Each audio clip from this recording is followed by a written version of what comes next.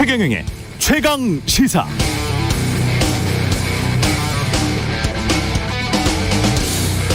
네, 종합부동산세, 종부세를 재산세에 통합하거나 1주택자는 면제하는 방안을 검토하겠다. 국민의힘 윤석열 후보가 이렇게 말하자 더불어민주당이 비판하고 있죠.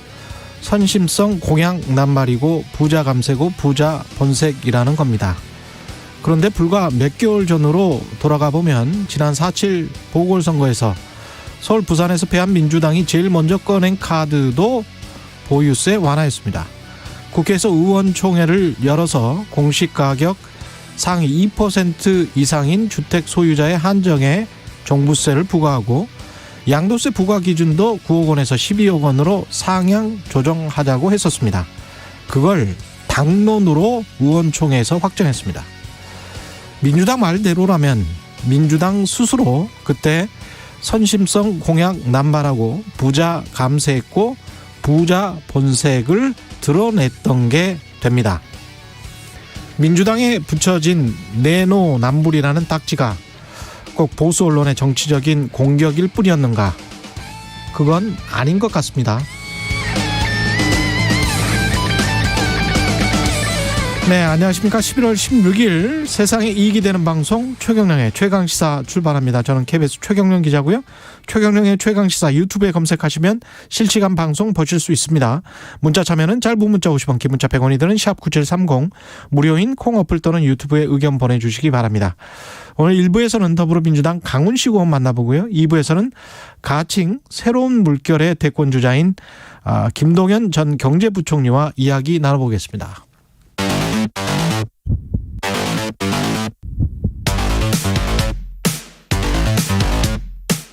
오늘 아침 가장 뜨거운 뉴스 언박싱.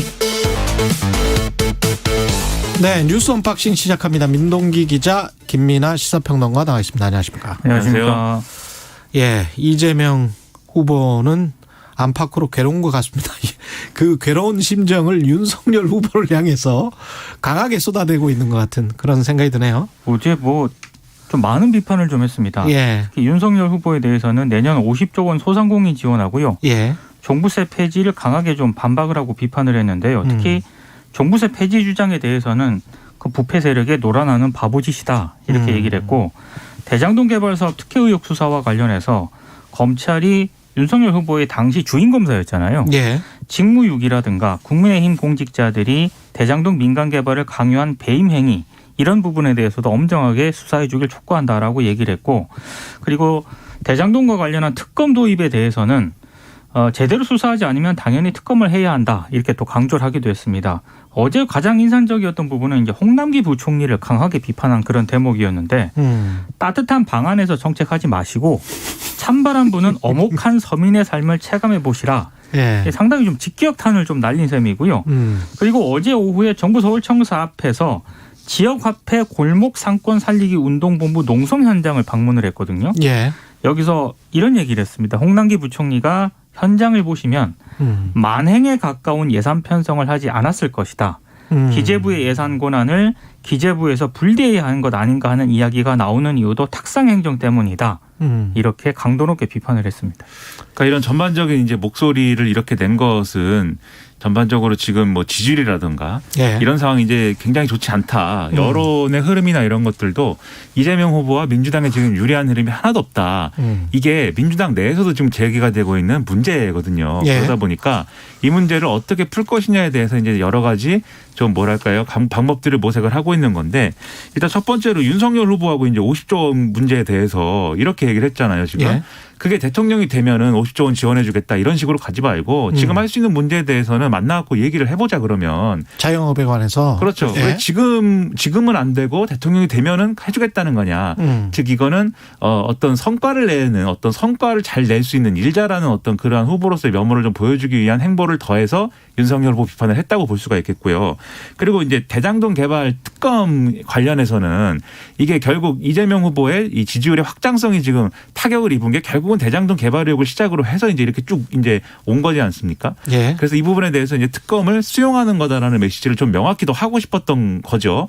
그래서 이 얘기하면서 조건부 얘기가 아니다. 왜냐하면 지난번에 관훈 토론에서 얘기했을 때는 이제 조건부 수용 이렇게 나와가지고 여러 가지 해석이 나왔는데 조건부로 얘기하는 게 아니라 검찰 수사가 미진하면 특검으로 가야 된다는 얘기를 하는 거다라는 거를 좀 명확히 했습니다.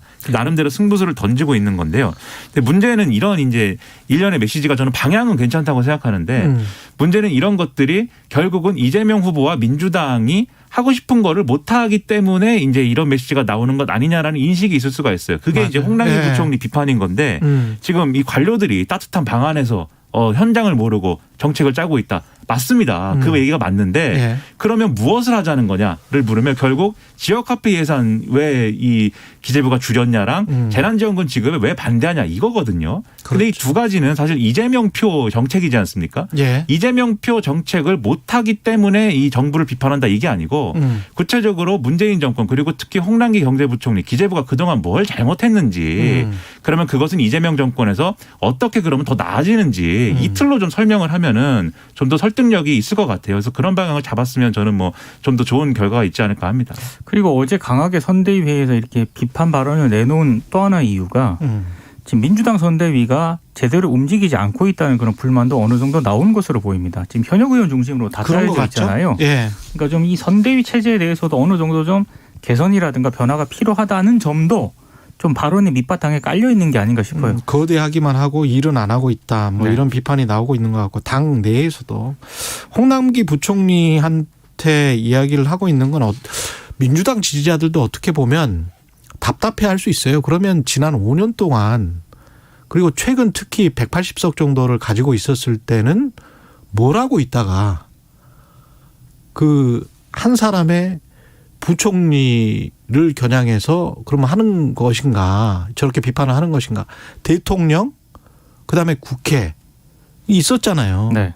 그러면 지금 이게 50조 원 그 만약에 윤석열 후보의 안이 괜찮다라고 생각하면 지금 집권 여당이니까 그냥 통과시켜 갖고 하면 되는 거 아니에요? 그렇죠. 네. 예. 근데 그렇게 생각을 할 수 있다는 거죠. 국민들은 아니 그러면 지금 그냥 하지.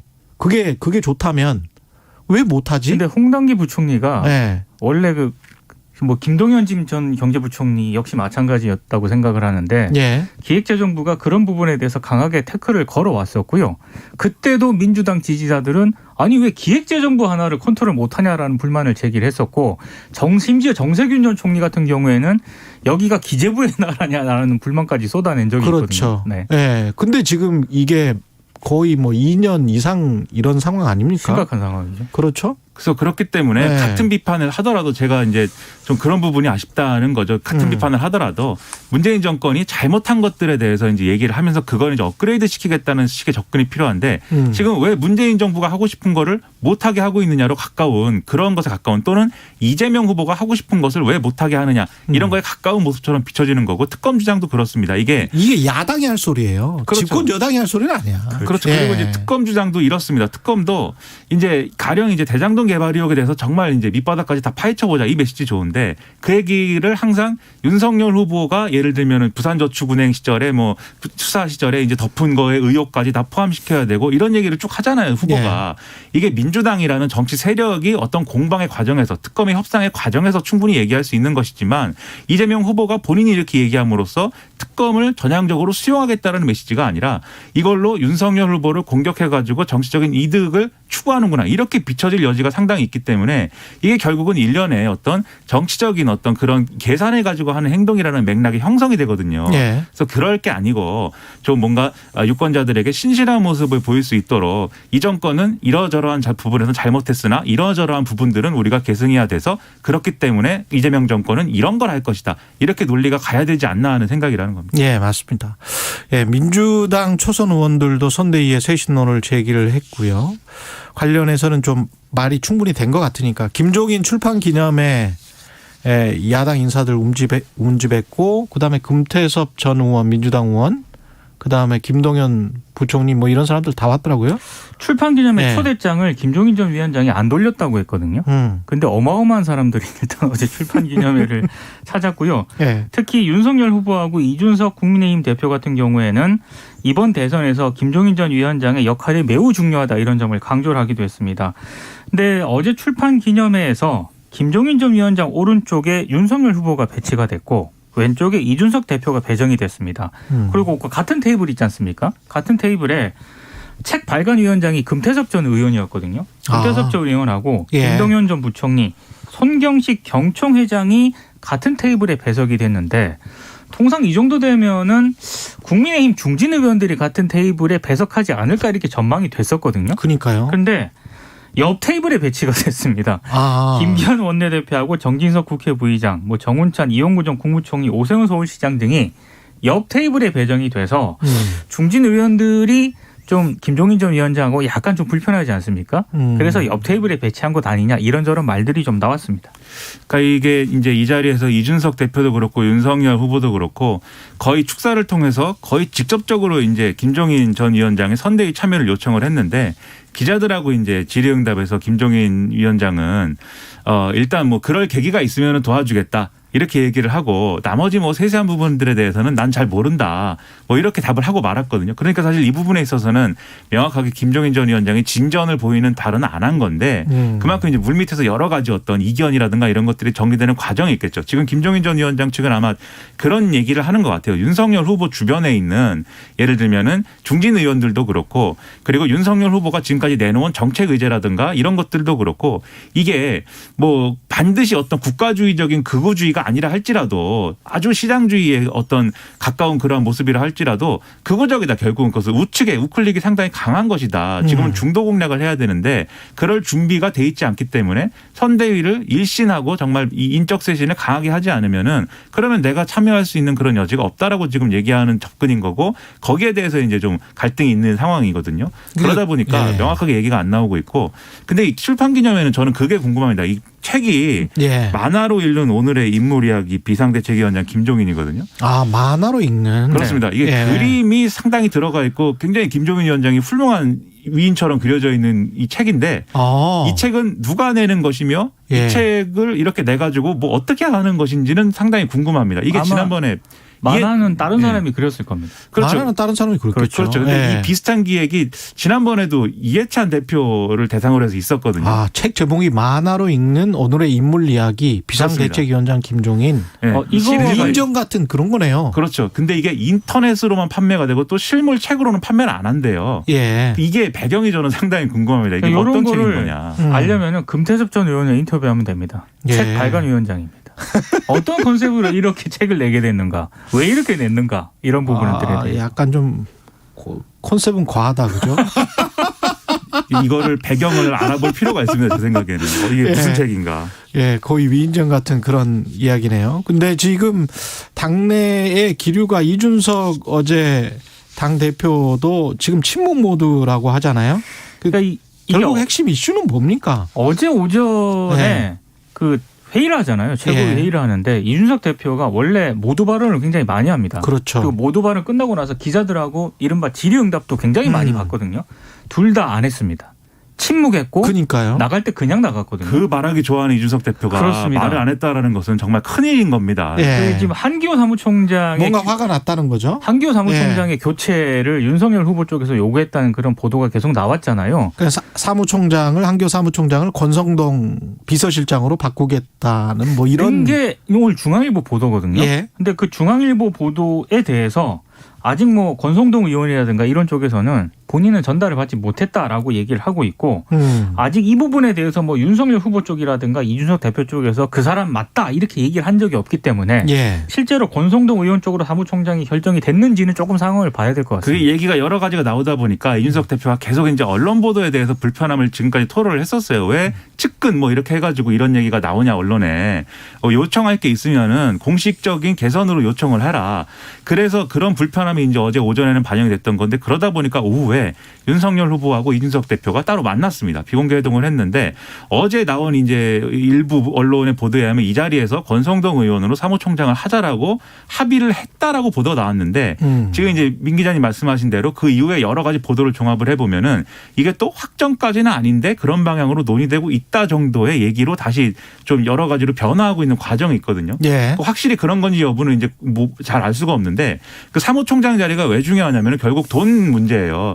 여러 가지 당의 재정이나 이런 것들을 집행하는 그리고 그것을 이제 유리하게 만들 수 있는 그런 이제 권한을 갖고 있기 때문에 아, 그렇군요. 그렇죠. 그래서 대선 후보가 탄생을 하면 보통은 사무총장을 자기가 이제 임명하고 싶어하는 그런 이제 관례가 있었는데 그렇게 되면 사실은 당 대표와 사무총장이 사실은 당의 공식 직함인데 당 대표가 무력화될 수 있는 측면이 있지 않습니까? 그런 측면을 그렇겠습니다. 우려하는 것이고 사무총장은 대선용뿐만이 아니라 지방선거 공천까지도 사실은 일정 정도 영향력을 발휘할 수밖에 없어요. 지금 상황에서는. 그래서 이걸 두고 약간 힘겨루기 양상으로 지금 가고 있는 거죠, 계속. 일종의 홍남기 경제부총리와 같은 롤을 그럴 수 있겠네요. 네. 그러면 김종인 전 위원장이 바로 합류를 안 한 게 어떤 뉘앙스인지도 모르겠습니다. 그게 이준석 당대표한테 힘을 실어주는 건지 아니면 윤석열 후보에 힘을 실어주는 건지 그것도 당 사무총장 인선과 관련이 있을 수 있겠네. 그렇게 가면 이제 약간 예. 삼파전 같은 게 그런 권성동 의원이 사무총장을 하면은 김종인 비대위원장에게 뭐 유리해지는 것이 있냐. 예. 또 사실 그렇지도 않은 그건 거거든요. 아니거든요. 왜냐하면 권성동 의원은 지금 결국은 이제 후보의 비서실장 그렇죠. 역할인 핵심 것이기 때문에 그리고 여기서 또 중진들이 좀 나갔으면 좋겠다. 이게 지금 김종인 전 위원장은 아예 선대위 체제를 중진들은 빠져라 이렇게 요구를 하고 있는 상황. 그렇죠. 네. 미묘하군요. 삼국지 같습니다. 목포에서는 윤석열 후보가 민주당 인사들을 만났는데 이게 좀 문제가 됐습니까? 그러니까 지난 10일 광주에 참배하러 가지 않았습니까? 예. 그때 이제 저녁에 목포로 이동을 해가지고요. 전직 목포시 의원하고 지역 정치인들 한 10명하고 만찬을 가졌거든요. 예. 근데 여기에 민주당 목포시 지역위원회가 이 모임에 민주당 당적 보유자가 참석을 한 것으로 만약에 확인이 되면 전남도당에 징계를 요청하겠다라고 이제 경고를 한 겁니다. 어제 보도자료를 냈거든요. 예.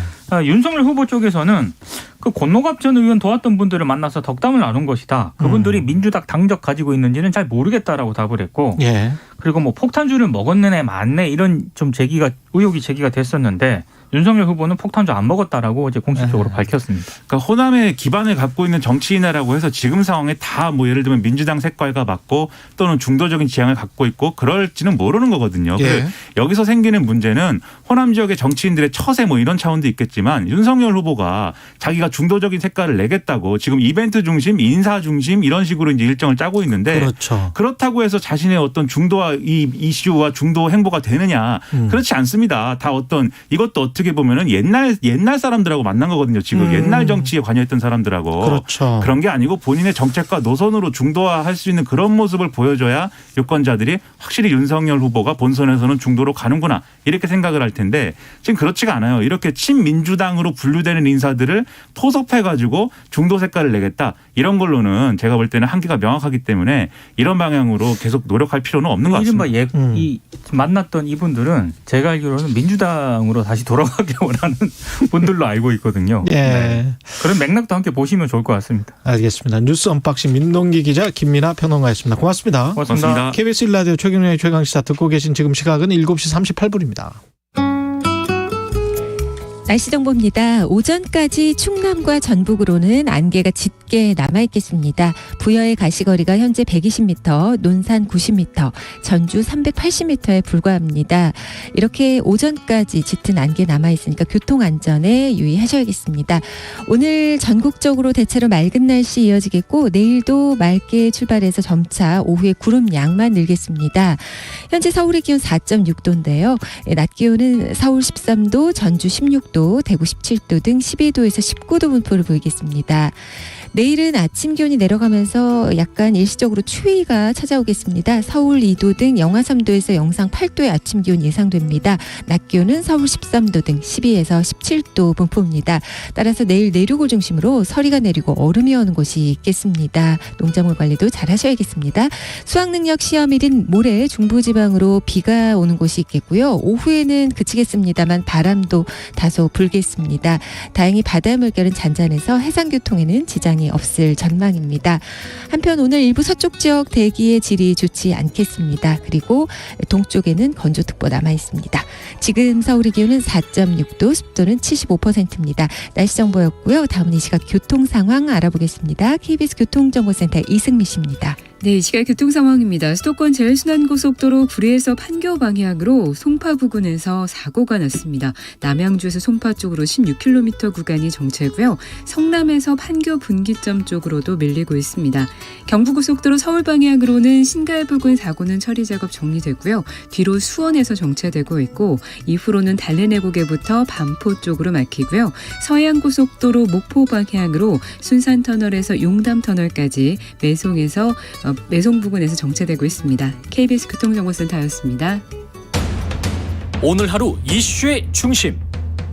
당신의 아침을 책임지는 직격 인터뷰.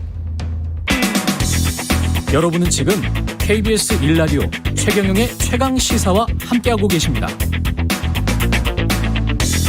네, 더불어민주당과 국민의힘 당 선거대책위원회 인선작업 속도를 내고 있는데요. 오늘은 민주당 선대위 정무조정실장으로 이재명 후보와 밀착 동행하고 있는 더불어민주당 강훈식 의원 나오셨습니다. 안녕하세요. 네, 안녕하세요. 강훈식입니다. 오랜만에 뵙겠습니다. 네, 오랜만입니다. 이 정무조정실장이라는 자리가 굉장히 바쁘시죠? 이거 계속 같이 있어야 되는 겁니까? 후보랑? 네, 아니 뭐 꼭 같이 있어야 되는 건 아닌데 제가 사실은 후보의 호흡을 좀 지금은 소위 싱크로율을 좀 올려야 될 때라서요. 같이 많이 붙어 있고 또 지금 캠프가 아직 안정적으로 저희가 완벽하게 다 구성이 안 돼 있는 상태라서 요 기간에는 좀 집중해서 같이 모시고 다니면서 말씀도 전하고 또 캠프의 요구도 후보에게 전하고 이런 과정들을 좀 하고요. 나중에 이제 캠프가 완성되면 글자 그대로 좀 조정하고 업무들을 좀 풀어나가는 역할들을 아마 맡게 될 것 같습니다. 그 선대위 인선이 거의 다 끝난 걸로 제가 알고 있는데 초선 의원들이 선대위 체제가 역동성이 떨어진다면서 비대하고 느리고 현장성을 잃었다고 국민들이 비판하고 있다. 이렇게 이제 초선 의원들이 스스로 이렇게 이야기를 하고 있거든요. 네. 그 비판에 대해서 제가 볼 때 후보도 잘 알고 있습니다. 후보도 잘 인지하고 있고 어제 후보가 저희가 이제 크게 보면 선대위를 지금 이제 2단계로 진입하고 있다 이렇게 보면 될 것 같은데요. 1단계는 원팀이었습니다. 용광로, 뭐 소위 메머드 이런 단어들을 붙였던 큰 덩어리였다면 어제 후보가 이런 이야기를 했습니다. 이제 신속성 그러니까 2단계는 제가 볼 때 변화를 요구하고 있는 거거든요. 그래서 신속성 또 기민한 대응을 선대위에다 요구했습니다. 이 맥락은 초선 의원들이 민주당이 비대하고 느리고 현장성을 잃었다라는 국민들의 차가운 평가라고 하는 대목과 궤를 같이 하고 있다고 보시면 됩니다. 그렇군요. 네. 그 최근에 이제 언론 보도에서 부산 재미없다 발언이랄지 부인 낙상 사고 관련해서 그 언론 보도들도 그랬고 이 정확한 맥락이 잘 파악이 안 된 상태에서 그냥 이렇게 언론 보도가 나간 측면들도 있긴 있는데 관련해서 좀 하실 말씀이 있습니까? 네, 뭐 저희는 그래서 후보와 관련해서는 이제 뭐 기울어진 운동장론 대기하면서 언론 탓하냐 이런 보도들도 좀 봤는데요. 사실은 조금 더 구체적으로 말하면 후보는 국민들이 정치를 참여해서 정치를 바꿔달라고 요구하고 있는 겁니다. 야당은 이게 마치 무슨 좌표찍기다 이렇게 표현하는데 사실과 다르고요. 사실은 뭐 우리 진행자께서도 말씀하셨습니다만 잘못된 부분도 있는데 실제로 언론이 좀 한 부분만 따서 맥락을 잃지 않고 한 부분들도 있는 거잖아요. 근데 그것을 국민의 정치 참여로 바꿔달라는 요구입니다. 이게 언론 탓의 방점이 있는 게 아니라 결국은 새로운 정치를 나가기 위해서는 국민의 정치 참여가 절실한 것이고 1인 SNS 미디어 시대에 각자가 참여해서 국민들을 좀 바꿔달라 이런 요구를 하고 있는 겁니다. 그래서 진실을 좀 알려달라 뭐 이런 그렇습니다. 건가요? 그리고 국민 모두가 언론이 좀 되어달라고 했는데요. 그거는 아까 말씀드린 것처럼 1인 미디어 시대도 있습니다만 결국은 본질적으로는 참여해서 정치를 바꿔야 되는 거 아니냐. 이 과정에서 언론의 이런 일부 가짜 뉴스라든지 이런 것들도 극복해 나가는 게 결국은 국민들이 주체가 돼서 바꿔달라는 주문으로 해석하시는 게 맞습니다. 근데 이제 가짜 뉴스라기보다는 어떻게 보면은 뉴스의 숫자에 관해서 불만, 기울어진 운동장이라고 하면 뉴스의 숫자에 관해서 불만을 갖고 계시는 거 아니에요? 어떤 적대적 뉴스와 호의적 뉴스와 그리고 상대편도 언론에 적대적 대한 뉴스와 문제의식도 있죠. 있죠. 언론에 대한 문제의식도 있는데 그것은 그것이 본질도 뭐 그런 측면도 있습니다만 더 크게 보면 결국은 참여로 정치를 바꿔달라. 이게 본질이다 이런 말씀드리고 싶습니다. 캠프 차원의 가장 큰 고민은 지금 현재 지지율 격차고 지지율 격차가 지금 좀 벌어지는 것 같은 그런 양상인데요. 저는 뭐 아직 120일 남아 있고 예. 시간이 시간이 지날수록 지금 약간 소위 뭐 저쪽이 컨벤션 효과다라고 이야기하는 지점이잖아요. 그래서 예. 저는 시간이 지나면 이게 지금은 이념의 문제화가 극대화되어 있는 지점입니다. 각 후보가 뽑힌 지 얼마 안 돼 있고 그리고 예. 특히 국민의힘의 지지층이 뭉쳐 있는 시점이잖아요. 예. 근데 이제 이게 좀씩 이완될 거고 사람들이 좀 차분하게 가라앉으면 시간이 지나면 저는 결국은 중도 싸움 즉 내 삶에 이익이 되는 후보가 누구인가에 집중될 거라고 봅니다. 예. 그러면 저는 시간도 120일 남아 있고 이러면 예. 결국은 실적과 성과를 냈던 그리고 일을 잘하는 후보가 결국은 뽑힐 수밖에 없을 거라고 보고요. 지금 좀 격양돼 있는 상태다. 즉 국민의힘의 지지자들이 뭉쳐서 격양돼 있는 상태라서 지지율이 좀 많이 나오지만 조금씩 가라앉으면서 좁혀 나갈 거라고 생각하고 있습니다. 근데 어제 원래 우리 코너에서 성일정 의원이랑 같이 하셨었잖아요. 네. 성일정 의원이 지성준 의원과 이제 관련해서 고발 사주 의혹이랄지 뭐 종부세 논란이랄지 윤석열 후보가 제기한 이야기들을 반박을 하는데 그 논리 자체가 아니 검찰총장이 임명했을 때 다 검증했다고 하지 않았느냐. 그러면 잘못은 문재인 정부에 있는 것 아닌가. 그다음에 종부세 같은 경우도 집값을 올려달라고 유주택자들이 이야기를 했냐. 집값 올린 책임 집값이 올라버린 거는 문재인 정부의 실정 아니냐. 지난 실정에 관해서 반성을 해야지 이렇게 이제 반박을 하더라고요. 근데 지난 실정, 문재인 정부의 실정에 관해서 이걸 극복하고 비판하고 자체적으로 하면서 또 새로운 정책을 내놓고 민주당 지지자들은 또 계속 유지시키고 이게 쉽지 않을 것 같다라는 그런 생각이 들더라고요. 그 어느 정부의 예. 그게 소위 차별화에 대한 예. 이야기인데 저는 어느 정부가 이전 정부와 새로운 정부가 꼭 차별화라는 단어를 쓰지 않아도 지금 정부보다 더 낫게 해야 될 것 또 잘못한 거는 더 잘해야 될 것들은 당연히 알고 있을 거라고 봅니다. 그리고 예. 시간이 지날수록 그런 지점들은 전 드러날 수밖에 없다고 생각합니다. 그리고 아직까지는 저희가 원팀 기조에 있습니다만 최근 이재명 후보가 변화를 자주 이야기하기 시작하고 네. 정치에 있어서 정치 개혁 그리고 정당 개혁 또 뭐 국민에 대한 이야기들 그러니까 그 정당 개혁 정치 개혁을 계속 이야기하는 측면들을 보면 저는 변화된 정책과 내용들을 말할 수밖에 없을 것이고요. 대통령 선거는 더 나은 미래를 위해서 하는 거니까 예. 현재 정부에 대한 평가보다도 더 나은 미래를 하기 위한 달라진 점들을 자꾸 보여주시게 될 거다 생각합니다. 그런 측면에서 이재명, 윤석열 이렇게 겨루게 됐는데 윤석열에 비해 이재명의 강점은 그러면 뭐라고 생각하세요? 저는 반대로 물어보셔야 될 것 같습니다. 예.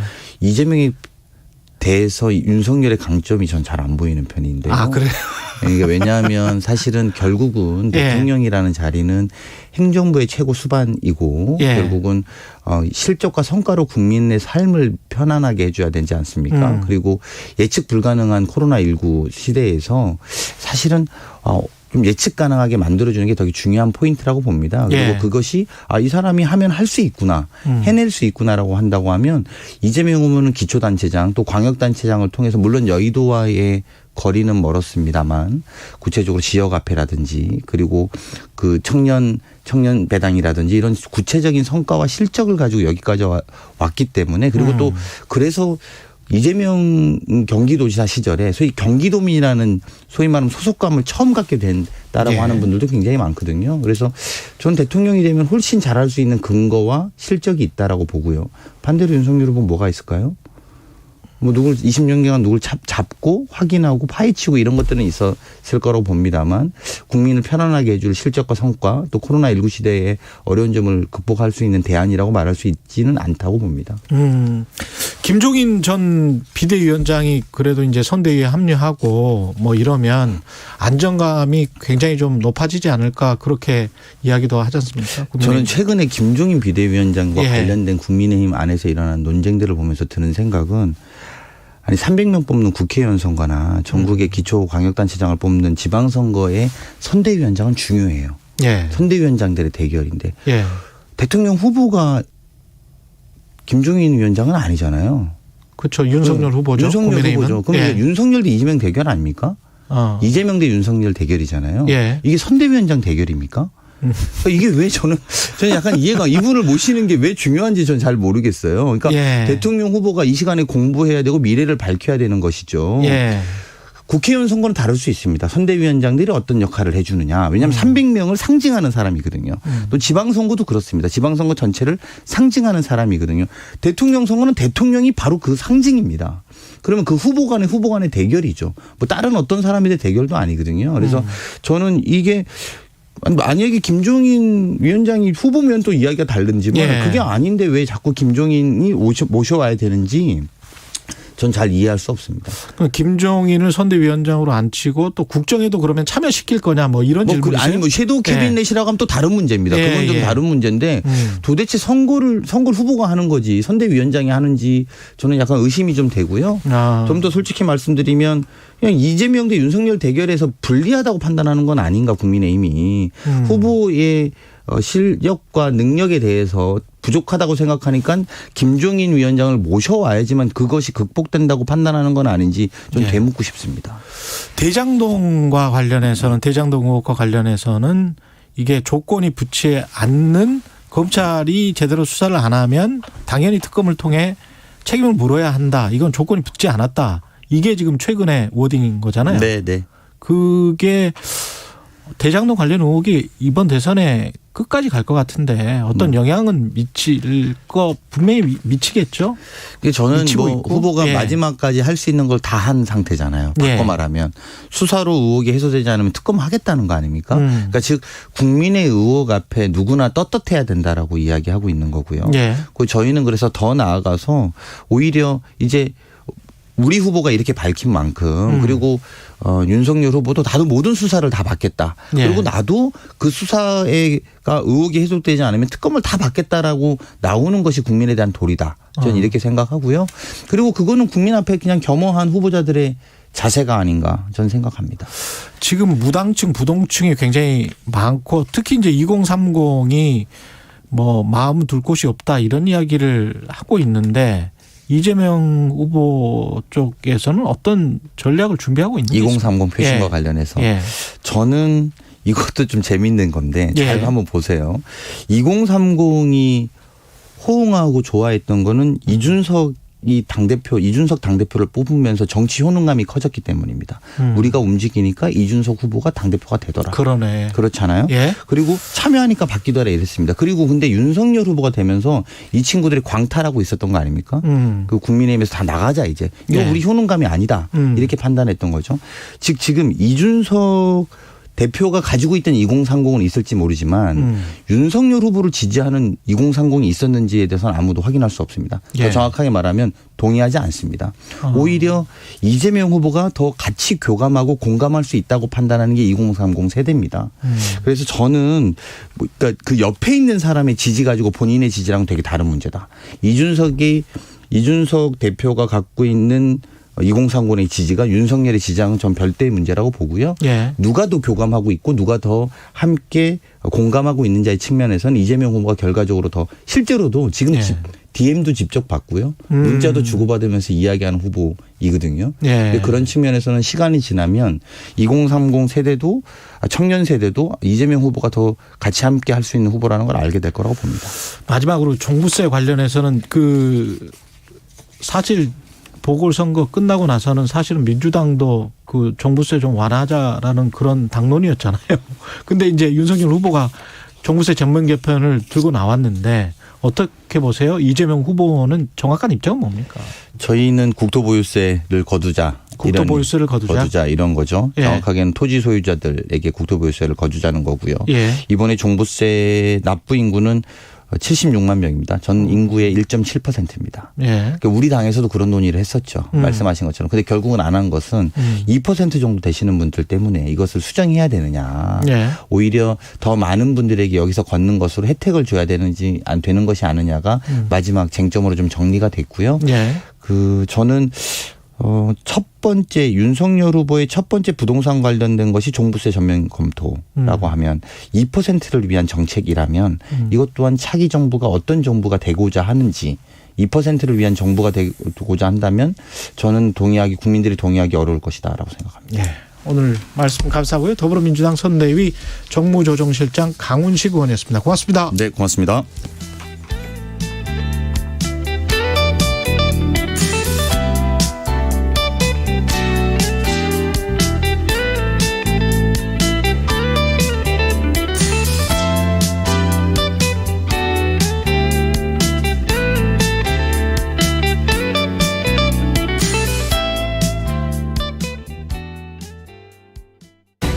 댓글, 허위사실 유포, 사생활 침해로 인한 명예훼손 쉽고 빠르게 해결한다는 달인을 지금 만나보겠습니다. 네, 안녕하세요. 저는 인터넷에서 명예훼손으로 다툼이 생겼을 때 속 시원하게 해결하는 저만의 팁이 있거든요. 그게 바로 명예훼손 분쟁 조정 제도예요. 오호, 그런 방법이. 네네. 별도의 소송 비용 없이 간단하게 신청 접수만 하면 되거든요. 과연 달인이십니다. 혼자만 알지 말고 많이 알려야겠군요. 인터넷에서의 나의 권리, 명예훼손 분쟁 조정부가 지켜드립니다. 이 캠페인은 방송통신심의위원회와 함께합니다. 한평생 가족을 위해 살아온 김필수 아버님의 삶의 경륜을 흔들림 없이 꿈을 향해 나아가는 27 박찬수 씨의 뚝심을, 소외된 이들을 돌아볼 줄 아는 주부 지소영 씨의 따뜻한 마음을 대한민국 법정으로 초대합니다. 만 20세 이상 국민이라면 누구나 국민이 직접 배심원으로 참여하는 국민참여재판. 재판 참관부터 피고인 유무죄 논의까지 국민과 함께하는 투명하고 민주적인 국민참여재판. 여러분의 관심과 적극적인 참여가 더 공정한 대한민국을 만듭니다. 이 캠페인은 법무부가 함께합니다. An epidemic of new virus or some virus that's causing problems in virtually every corner of the globe. 종식이 어려우면 그러면 계속 이렇게 살아야 되느냐? Controlling it primarily by identifying exposed and case patients. 2021 KBS 연중기획 기억을 기록하다. We don't know where this is going to go. If we're lucky, it will have a seasonal pattern and 메르스 같은 경우는 더 이상 신규 케이스가 없기 때문에 종식이 맞는데요. 신종플루는 과거에 1년에 몇억 명씩 감염되는 거에 비해서 획기적으로 줄었기 때문에 종식이라고 말을 했지, 지금 저 독감 백신도 그 안에 그 신종플루 항원이 들어있거든요. 아직도 계속 발생하고 있습니다. 코로나 바이러스의 기본적인 특성상 완전히 없어지는 것은 좀 불행하게도 기대하기 힘들 것 같습니다. 그러나 우리가 적응이 돼서 독감 바이러스 정도의 수준으로 컨트롤될 수 있는 날은 올 것 같아요. 그러나 저희의 기본적인 인식의 전환, 감염병에 대한 인식의 전환은 가장 필수적인 거라고 생각합니다. 단계적 일상 회복은 예전 일상으로 돌아가는 것이 아닙니다. 코로나19 바이러스와 안전하게 공존하는 일상을 정착시키기 위해서는 예방접종과 방역수칙이 가장 저희 인수공통감염병에서 굉장히 강조하는 것처럼 이 모든 것은 우리에게 달려있다라는 그 멘트가 저희가 반드시 따라야 되는 교훈이라고 생각합니다. 인수공통감염병 전문가 송대섭 교수는 말합니다. 바이러스 시대에 우리가 가진 유일한 무기는 모두의 안전을 위해 나와 우리를 지키려는 평범한 사람들의 선한 마음뿐입니다. 당신과 대한민국의 기억, KBS가 기록합니다.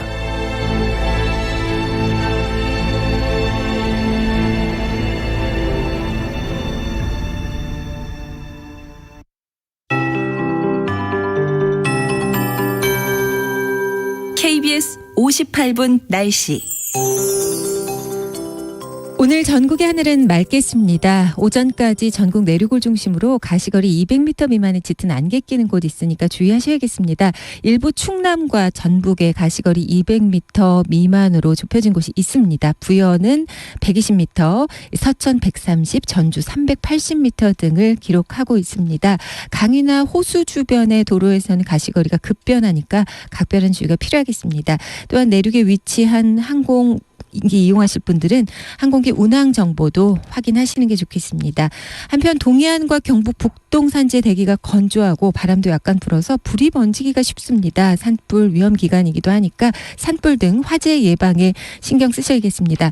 오늘 낮 기온은 서울 13도, 대전, 전주 16도, 대구 17도 등 12도에서 19도의 분포를 보이겠습니다. 일교차는 계속해서 10에서 15도 안팎으로 크게 나고 있습니다. 내일 아침 기온은 오늘보다 낮겠습니다. 영도 안팎으로 서울이 2도, 대관령 영하 6도까지 내려갑니다. 따라서 내일 내륙을 중심으로 서리가 내리고 얼음이 어는 곳이 있겠습니다. 내일 낮 기온은 비슷해서 서울 13도 등으로 예상됩니다. 수학 능력 시험일인 모레는 중부지방으로 비 오는 곳이 있겠습니다. 지금 서울의 기온은 4.4도, 습도는 77%입니다. 강혜종입니다.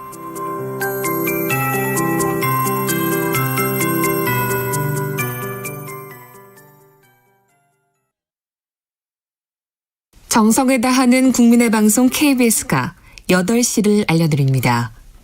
AM 711kHz, FM 97.3MHz, KBS 1라디오입니다. HLKA.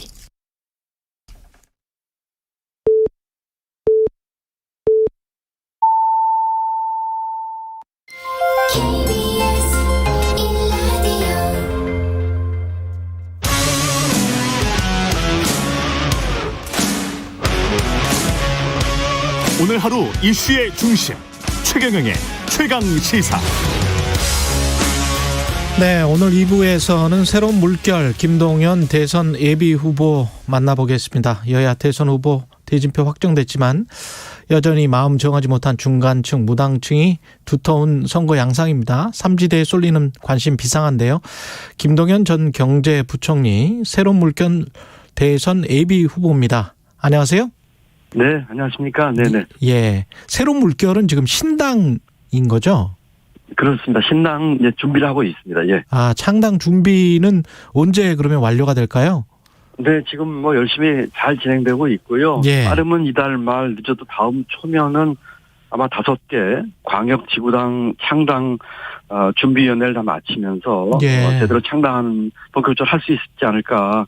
또 저희가 아래로부터의 반란을 얘기했는데 예. 자발적으로 참여하시려고 하는 분들이 많이 계셔서 아주 순조롭게 잘 진행되고 있습니다. 아, 그래서 중앙당부터 하지 않고 그러면 지구당부터 하는 것도 아래로부터의 반란 그런 뜻인가요? 네, 그런 의미도 있고 예. 저희 그 정당법상 그 5개 광역 지구당을 그 5% 창당을 해야지 이게 그 예. 요건이더군요. 예, 예. 잘 맞추고 있고 그 아주 순조롭게 진행되고 있습니다. 예. 어제 저 김종인 전 위원장 출판 기념회 가셨는데 어떻게 가시게 되셨습니까? 네, 아무래도 그 저하고 뭐 개인적인 인연도 있으시고요. 예. 지난번 저희 그 새로운 물결 창당 그 준비 발기대회 때 오셔서 축사를 해주신 것도 있고 그래서 저도 이제 축하 말씀 드리려고 갔습니다. 예. 전 부총리님, 그 다음에 윤석열 후보, 그 다음에 김종인 선대위원장, 금태섭 의원 이런 식으로 이렇게 자리 배치를 한 것 같더라고요. 보니까. 네, 뭐 이준석 대표도 예, 이준석 대표. 계셨고요. 네, 같이 예. 테이블에 앉았습니다. 네. 그 자리 배치 의미가 있나요?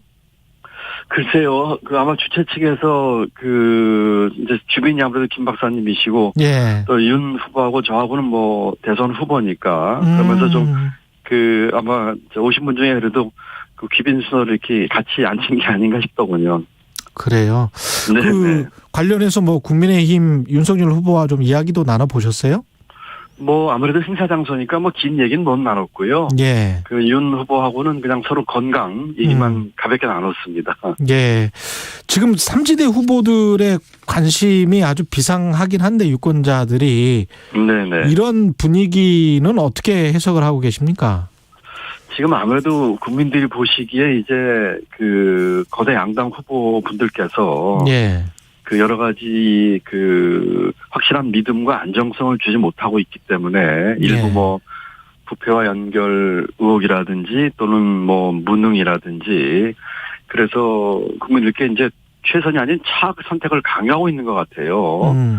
또 그러면서 정치 혐오를 넘어서 이제 후보 혐오로까지 가고 있는 그런 상황이다 보니까 아무래도 그 새로운 그 인물 또 소위 그 제3후보들에 대한 그 가능성, 기회의 문이 열리지 않는가.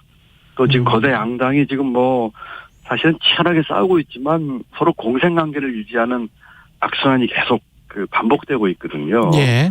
그런 것에 대한 뭐 반발 또 네거티브 남 흠집잡기뿐이지 뭐 우리 대한민국 미래와 비전 뭐 정책 컨텐츠에 대한 내용은 없고 하다 보니까 아무래도 국민 여러분들께서 그 뽑을 사람이 없지 않느냐 하는 유동층이 많아지면서 그 소위 그 제3 후보들에 대한 그 기회의 문이 열리면서 좀 관심이 좀 높아오고 있지 않나 이렇게 보고 있습니다. 그 제3 후보로 꼽히는 분 중에 이제 안철수 대표도 있는데 김 후보님과 힘을 합칠 여지가 있다 이렇게 이야기를 했고 일종의 이제 러브콜로 언론들은 해석을 하고 있습니다. 어떻게 생각하세요? 뭐 제가 일관되게 말씀을 드렸습니다만은 뭐 저는 그 양당에서의 그 여러 좋은 제의도 다 거절하고 어렵지만 이 길을 택했거든요. 예. 그러다 보니까 뭐 정치 공학이나 뭐 세의 유불리에 따라서 이렇게 뭉치고 떨어지고 하는 데는 관심이 없고요. 예. 다만 제가 주장하는 것처럼 이 지금 대한민국이 기득권 공화국인데 이런 기득권 해체에 동의하고 또 스스로 갖고 있는 기득권마저 내려놓겠다고 이렇게 서로 진정성을 가지면서 예. 대한민국을 기회의 공화국으로 만들겠다고 하는 생각이 있다면은 뭐 어떤 분하고도 만나서 대화를 하고 하는 것에는 뭐 전혀 그 문제가 없지 않느냐 이렇게 생각하고 있습니다. 이재명 후보에게 1대1 정책 토론 제안하셨고 윤석열 후보에게도 비슷한 제안 하셨잖아요. 혹시 네네. 답변을 민주당이나 국민의힘 해왔습니까? 뭐 아직은 없는데요. 저는 그 이번 기회를 통해서 다시 한번 공식적으로 그 제안을 드리고 싶습니다. 그 이재명 후보나 윤석열 후보나 1대1도 좋고 또는 같이 해도 좋은 토론을 좀 하자는 얘기를 하고 싶습니다. 그래서 그분들이 주장하시는 뭐 기본소득이든 재난지원금이든 같이 한번 국민 앞에서 그 아주 뭐라고 할까요? 공개 토론을 하고 또 윤석열 후보 같은 경우는 제가 주장하는 그 기득권 나라를 깨고 기회의 나라를 만들자는 얘기를 하셨으니까 그럼 어떤 기득권을 깰 것이며 어떤 기회의 나라를 만들 것인지에 대해서 각각 그 토론을 좀 하자 하는 그 제안을 다시 한번 드리고 싶고요. 그래서 그 대한민국의 미래에 대한 이야기 또 어떤 정책으로 대한민국을 변화시키겠다는 얘기에 대해서 국민들 앞에서 정말 공개적으로 그 허심탄회하게 그 정책 토론을 하자 하고 다시 좀 제의를 드립니다. 예. 관련해서 기득권과 관련해서는 1호 공약이 공무원 개혁 본인이 그렇습니다. 공무원이었는데 공무원 개혁 내놓으셨고 2호 공약은 네네. 5개의 서울 만들기 국가 균형 네네. 발전론. 그렇습니다. 아, 그러니까 완전히 지역 분권화를 크게 클러스터 형식으로 좀 합쳐가지고 큰 서울을 한번 만들어보자 지역에 이런 이야기. 지역별로. 예, 그렇습니다. 그런 거군요. 오늘 3호 공약 내놓으신다고요? 네, 오늘 3호 공약을 10시에 지금 그 발표할 예정이고요. 그러면 지금 말씀해 주세요. 지금 뭐, 지금 뭐 간단한 뭐 전체 내용 언급만 말씀드리면 네, 교육에 대한 것입니다. 교육에 대한 것. 네, 교육 개혁에 대한 것입니다. 그래서 입시 제도라든지 또 미래 인재 육성에 대한 얘기나 이제 대학 경쟁력 제고라든지 또 이 교육의 중요한 의사결정을 하는 그 이 거버넌스에 대한 거를 꼭 건드리고 싶어요. 그래서 과연 교육부라든지 교육청 관계라든지 또는 교육감 선거 이게 지금 문제가 많거든요. 이런 문제를 어떻게 할 것인지에 대해서 오늘 10시에 그 발표를 하도록 하겠습니다. 미리 이게 제가 약간 좀 중대한 얘기를 여기서 하는 거 아닌가 모르겠습니다만. 아주 중요한 이야기를 해 주셨습니다. 아마 중요한 교육위원회 같은 거를 생각을 하고 계시나요? 혹시? 국가교육위원회 같은 걸? 국가교육위원회는 지금 현재 있어요. 그런데 이제 문제는 이 현재 국가교육위원회가 이제 기능과 역할을 제대로 하고 못하고 있거든요. 어느 정부에서나 비슷한 그 위원회가 있었는데. 그랬죠. 네, 큰 역할을 못해서 저는 이번에 좀 그 기능과 역할을 좀 바꾸자는 얘기를 하고 사실 마침 내일 모레가 수능일입니다. 그렇죠.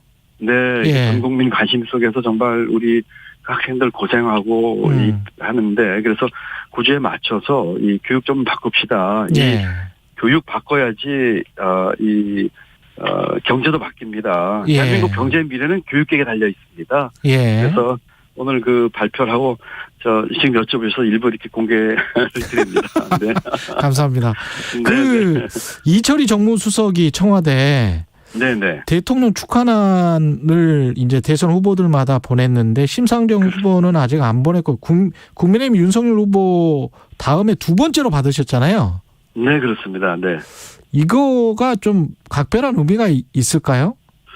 글쎄요, 제가 그 의미를 어떻게 알겠습니까?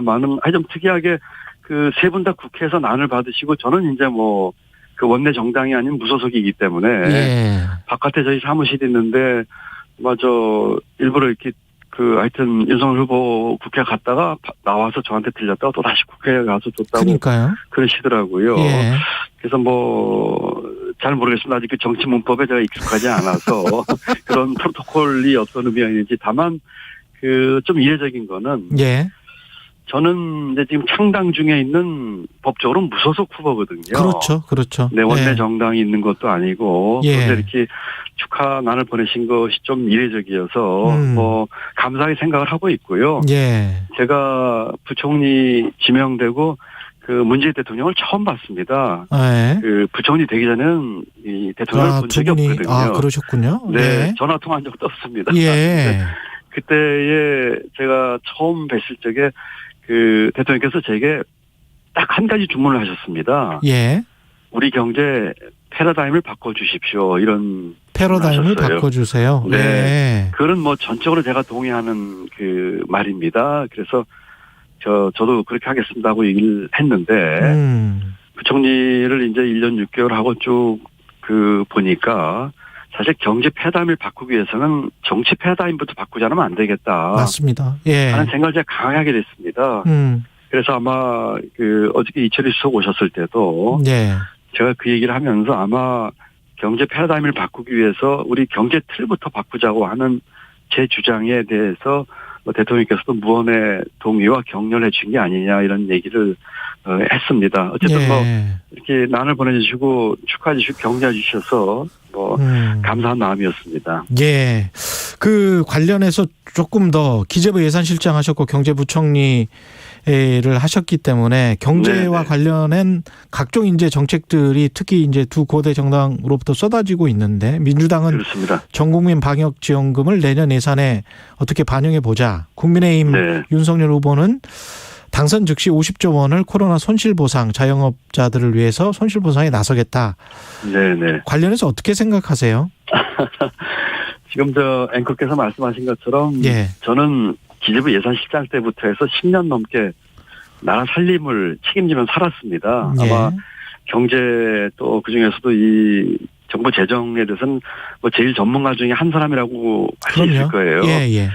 우선 민주당 얘기는 방향도 틀렸고 또 방법도 이게 가능하지 않다 이렇게 말씀을 드리고 싶습니다. 예. 저는 지금 상황에서 전 국민에게 방역지원금 주는 것은 방향이 맞지 않다고 생각을 합니다. 오히려 어떻게 해야 될까요? 예. 네, 오히려 이제 피해를 입은 계층들, 우리 자영업자, 소상공인, 중소기업인 어려운 분들을 중심으로 이 피해 정도에 따라서 아주 두텁고 촘촘한 지원을 해주는 것이 훨씬 효과적이다. 그렇기 때문에 다시 전 국민 방역지원금을 주겠다고 하는 것은 특히 포퓰리즘 선거에 유리한 하기 위한 포퓰리즘 성격이 강하다 이런 말씀을 드리고 싶고요. 윤석열 후보의 예. 네, 그렇습니다. 네.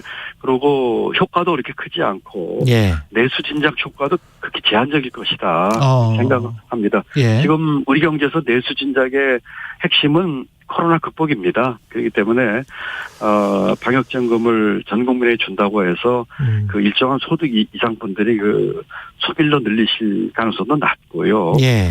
또 방법에 있어서도 지금 초과세수를 활용하는 것도 지금 맞지 않고 왜냐하면 초과세수가 몇십 조가 나오든 법적으로 쓰일 용도가 정해져 있어요. 예. 한 40%는 지방에 교부금으로 정산해줘야 되고요. 나머지의 30%는 또 국가 채무를 갚는 데 쓰도록 국가재정법에 명시가 돼 있습니다. 그렇게 돼 있어요. 초과세수가 되면 40% 30%는 그렇게 각각 써라라고. 그렇습니다. 네네. 예. 그렇기 때문에 쓸 수 있는 돈이 제한돼 있고요. 그러면 30%밖에 안 남네요. 가용 자원. 초과세수에. 30%가 아니고 계산이 복잡합니다만. 그래요? 예. 네. 그리고 30%가 안 됩니다. 왜냐하면은 11월 12월 달에 발행하기로 예정된 국채가 있어요. 초과세수가 나오는데 국채 발행할 필요가 없기 때문에 그렇죠. 국채 발행을 쓸 돈을 이 초과세수 써야 됩니다. 그렇기 때문에 훨씬 소규모의 예산밖에 안 남게 되고요. 그렇게 되네요. 그다음에 예. 네, 금년에 들어올 돈을 내년으로 이용하겠다서 하겠다고 하는 것은 이거는 꼼수입니다. 그리고 이것 역시 법에 그렇게 할 수 있는 게 제한돼 있기 때문에 예. 그 정당한 방법은 아니다 이렇게 얘기를 할 수 있겠고요. 예. 국민의힘의 윤석열 후보가 당선 즉시 50조 원을 털겠다 하는 얘기도 재정의 일도 모르고 하는 소리입니다. 왜냐하면 일도 모르고 하는 소리다. 예. 그렇습니다. 예, 지금 3월에 선거, 5월에 취임인데 당선 즉시라고 하면 3월에 이만한 돈을 하겠다는 얘기는 지출 구조 조정이나 이런 걸로 되지도 않거니와 예. 금년도 예산은 내년도 예산은 금년 국회에서 용도가 다 정해집니다. 아, 그렇기 때문에 예. 이 돈을 만들려면은 추경을 하는 수밖에 없어요. 예. 그런데 내년 3월이면은 그 세수가 뭐 더 들어오니 많이 이런 예측할 단계도 아니기 때문에 그렇군요. 결국은 국채를 발행해서 이 돈을 조달하는 방법밖에 없습니다. 어. 그런데 연도 초에 50조 원의 국초를 발행한다고 하는 것은 너무나 상식적이지 않은 얘기입니다. 이 돈이면 예. 거의 대한민국 예산의 한 8, 9%에 해당하는 돈이거든요. 예. 그리고 이 정도 규모로 재정하는 것도 재정 역사에 있는 일도 아니고 예. 그렇기 때문에 자영업자나 중소기업자에 대한 그 손실보상을 두텁게 하는 것은 맞지만은 예. 당선 즉시 50조 원을 하겠다는 얘기는 이 역시 그 포퓰리즘적인 그 선거에서 유리한 그 표를 얻기 위한 예. 그런 의심을 지울 수가 없는 그런 주장이라고 저는 생각을 합니다. 종부세 논란이랄지 국토보유세 관련해서 네. 이재명 후보는 이제 국토보유세를 신설하자 이렇게 이야기를 하고 있고 윤석열 후보는 종부세를 아예 재산세 통합하자 1주택자에 대해서는 면제하는 방안을 검토 한번 해보자 뭐 이런 이야기인데 네네.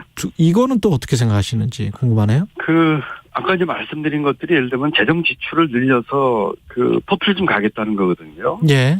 그 종부세 뭐 얘기는 역시 세금 깎아서 펴겠다고 하는 포퓰리즘 성격이 강합니다. 예. 그 보유세는 어쨌든 지금 우리의 경제나 부동산 상황으로 봐서 예.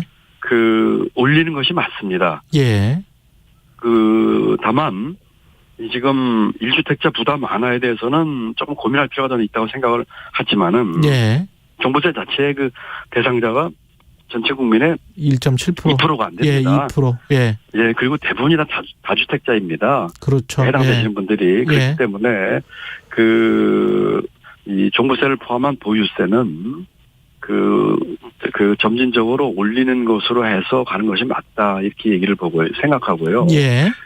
국토보유세 문제는 그 지금 이재명 후보가 주장하는 국토보유세는 국토보유세도 문제지만 이거를 기본소득과 연계하겠다고 하는 주장을 하시는 것 같아요. 예.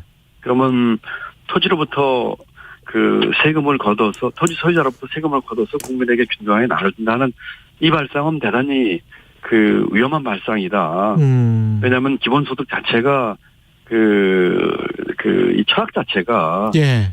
앞으로 그 로봇이나 AI로 인한 그 일하는 일자리가 없어졌을 때, 예, 장기적으로 하는 얘기지 이렇게 그 보편적 복지나 이 재난지원금처럼 나눠주는 성격의 돈이 아니거든요. 기본 철학이 다릅니다.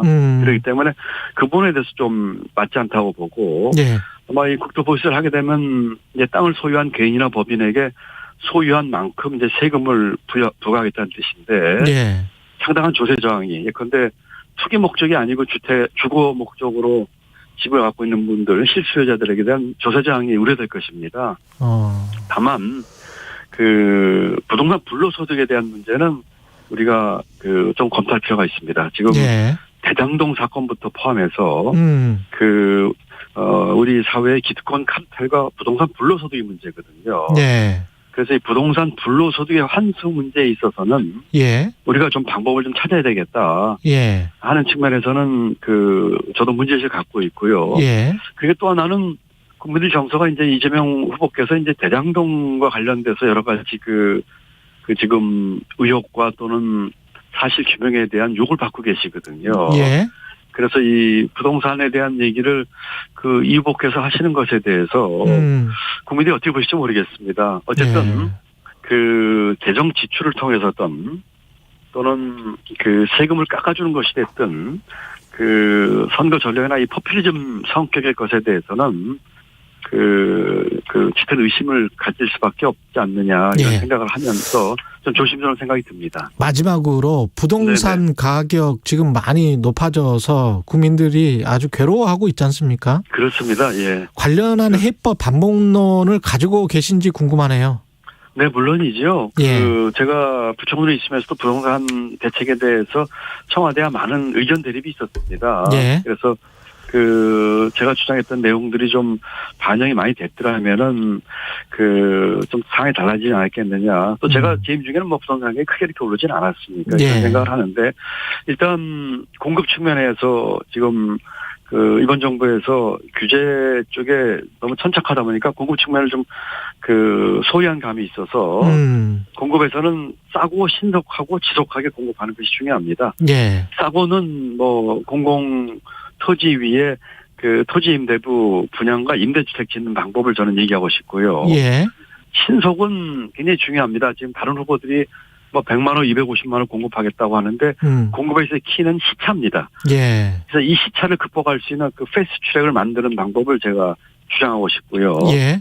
동시에 이 재건축 재개발도 좀 풀어주되 다만 분양 원가 공개라든지 분양가 상한제와 같이 연동해서 개발이 네, 개발의 한수와 또 이 공공의 목적에 맞도록 하되 재건축 재개발 통한 공급 확대도 필요하다고 보고요. 예. 지속적으로 하는 것은 정부 정책의 일관성과 지속 가능성을 얘기하는 것입니다. 예. 예를 들어서 1가구 1주택 이런 분들에게 대한 장기 저리 이 주택 금융이라든지 이런 것을 통해서 예.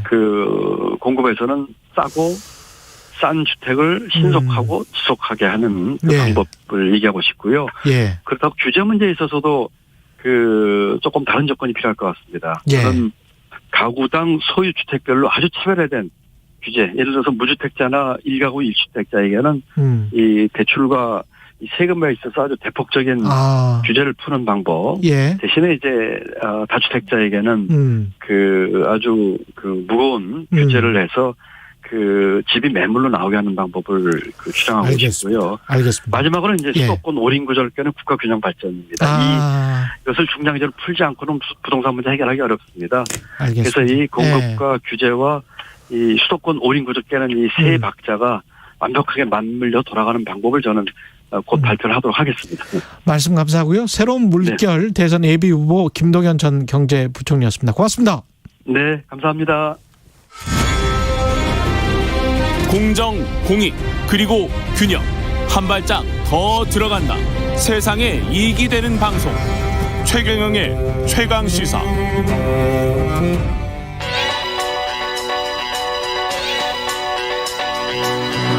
최강시사. 시네리의 눈.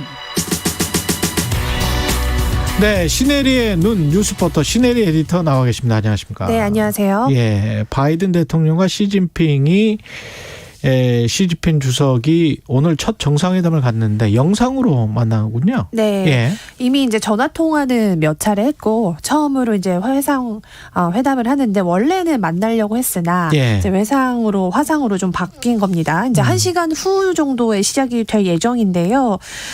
지금 우리나라는 이제 과연 한반도 문제에 대해서 어떻게 이야기할 것인가지만 예. 사실상 가장 중요한 의제는 대만이 될 것으로 그렇겠죠. 보입니다. 한국은 약간 후순위로 쳐질 것 같은데 지금 네. 양안 문제가 굉장히 좀 심각하기 네. 때문에 다룰 주요 우제들은 어떤 것들이 있습니까? 그러니까, 양안 문제 네. 포함해서? 대만을 포함해서 뭐 홍콩, 신장 위구르 인권 문제 그리고 또 사실은 가장 중요한 거는 뭐 지금 무역 전쟁 계속 하고 그렇죠. 있기 때문에 예. 경제 쪽도 이야기가 될 것으로 보이는데요. 일단 이제 제가 중국에 계신 베이징에 계신 분 어제 좀 전화를 해서 상황을 봤는데 예. 일단 중국의 입장에서는 이제 미국이 자꾸 이 대만을 옹호하고 이거에 대해서 메시지 내는 게 굉장히 불편한 겁니다.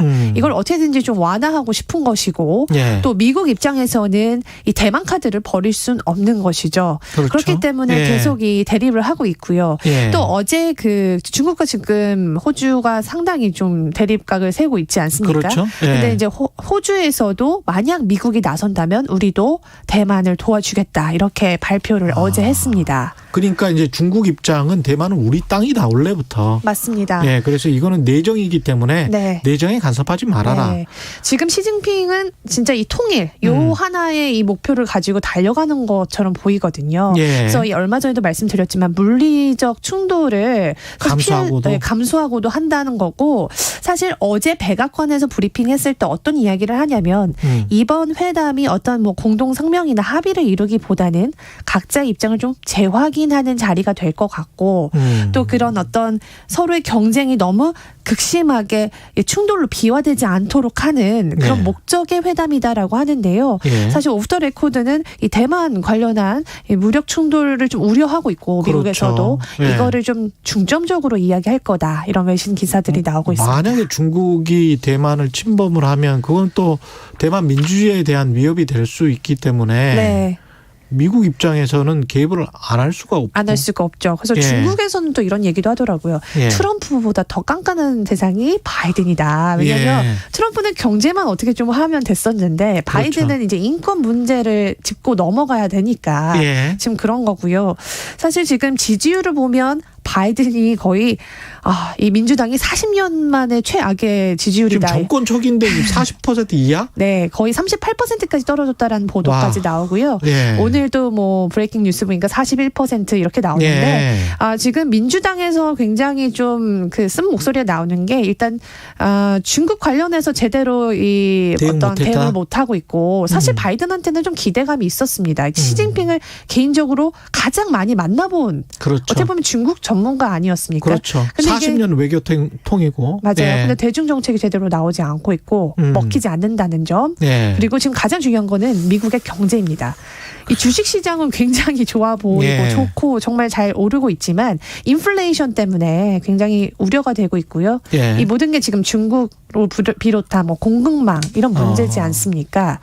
유권자들도 미국 유권자들도 중국을 싫어하고 정치적으로 봤을 때는 중국에 세게 나와야 되는 모습으로 비춰져야 되지만 경제적으로는 사실은 지금 어느 정도는 협조를 하지 않으면 네, 서로 맞습니다. 간에 뭔가 합의를 하지 않으면 경제가 네. 또 미국 경제가 안 좋아질 수 있으니까 네, 맞습니다. 바이든 대통령이 참 곤혹스럽겠네요. 네, 그래서 예. 서로 이번에는 약간 이 경제에 대해서는 어느 정도 좀 전진하는 모습을 보이지 않을까라는 기대감도 있는데 왜 그러냐면 예. 지금 그 좀 무역의 협력 돌파구를 찾으려고 일단 그 양국 다 하고 있는데 이 에너지 수급 문제 해결하기 위해서 지금 중국이 미국의 에너지 수입을 좀 늘리는 대신 관세 인하를 좀 요구할 것이다라는 기사가 나오고 있고요. 예. 또 중국은 미국의 보잉 항공기를 한 100대 정도 수입하겠다라는 신호를 먼저 줬습니다. 서로 간의 당근을. 네. 예. 그래서 이렇게 해서 좀 무역 제재를 조금 풀어 나가자. 이제 이런 논의가 될 것 같고 이게 바이든의 어떤 지지율을 좀 끌어올리는 데는 예. 물론 도움이 될 것이다.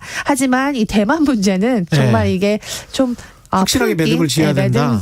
요거는 매듭 짓기 어려운 문제가 될 것 같고요. 그렇죠. 대만은요. 서로 간에 네. 의무 입장차가 크니까. 네. 시진핑 주석이 바이든 대통령을 올림픽에 네. 초대를 합니까? 네, 내년 2월에 이제 초대를 이번 회담에서 할 거라는 이제 기사가 많이 나왔는데 지금 G7이 사실 올림픽 보이콧을 외치고 있습니다. 선수단은 보내겠지만 정상들은 참여하지 않겠다.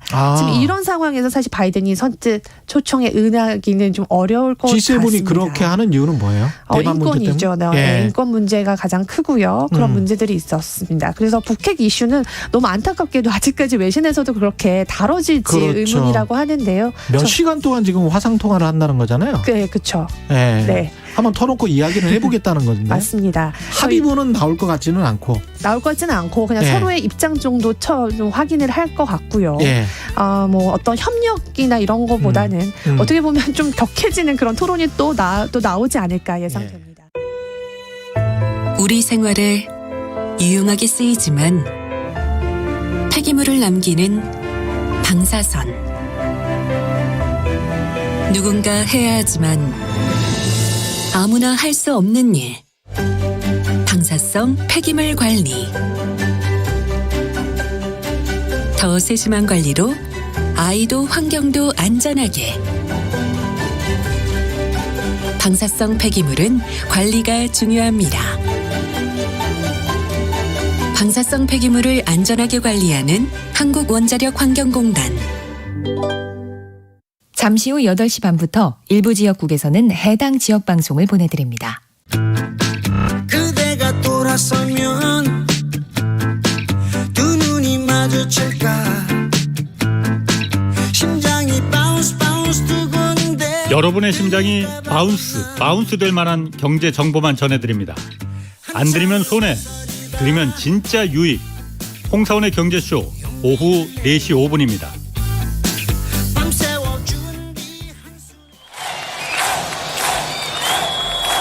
인생은 살아있는 것, 살아가는 것, 그리고 사랑하는 것. 주진우 라이브 송년 특집 공개방송 라이브 리브 러브에 코로나 시대를 잘 살아낸 여러분을 초대합니다. 지금 바로 주진우 라이브 홈페이지를 찾아와 주세요. 지금 시각은 8시 30분입니다. KBS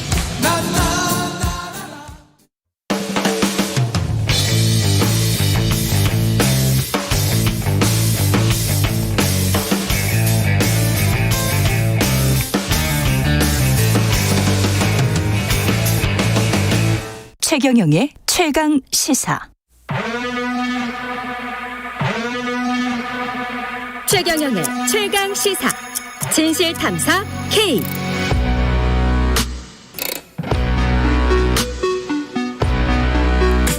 네, 뉴스 속 사건의 진실을 깊이 있게 파헤쳐보는 시간입니다. 진실탐사 K 현근택 변호사 그리고 최단비 변호사 나와 계십니다. 안녕하세요. 안녕하세요. 네, 안녕하세요. 예, 일단 뭐 공수처가 어제 윤석열 고발 사주 의혹과 관련해서 이게 검찰의 고발 사주 의혹이라고 아직까지는 명명해야 될 것 같고요.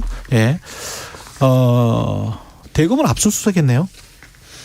그렇죠. 아마 뭐 이게 지금 고발 사주만 염두에 둔 것 같지는 않아요. 예. 왜냐하면 그 같은 담당 부서에서 판사 사찰 문건도 작성했다는 의혹이 있으니까 이제 관련 수사를 하는 거 아닌가 보는데, 근데 이제 사실 고발 사주 사건 같은 게 넘어야 될 산이 굉장히 많죠. 예. 지금 왜냐하면 조성은 그 위에 김웅이고 김웅 위에 손준성이잖아요. 예. 그 위에 어찌 보면 권순정이고 예. 그 위에 한동훈이고 예. 그 위에 윤석열인데 지금 제가 예. 보기에는 김웅하고 손준성도 못 넘고 있어요. 예. 그 위에 넘어가야 지금 지난번에 아마 이제 대변인 공용폰 얘기하는 거 보면 이제 그 위로 넘어가려고 했던 것 같은데 권순정과 대변인 예. 그것까지 못 넘어갔잖아요. 아, 그게 그 이야기였습니까? 그러니까 그렇죠. 왜냐하면 그 당시에 뭐 서로 통화하거나 이런 것들 내용들 보는 공용폰을 거니까 통해서 혹시 그때 4월 3일 전후에 그게 오고 소통한 게 갔는지. 있거나 그렇죠. 아, 근데 이제 그 위에는 누가 있냐면 이제 한동훈 검사장 있잖아요. 그렇죠. 이분도 핸드폰 아직 그 제너레이 사건 관련해서 그 핸드폰 네. 아직 못했잖아요. 그럼 결국은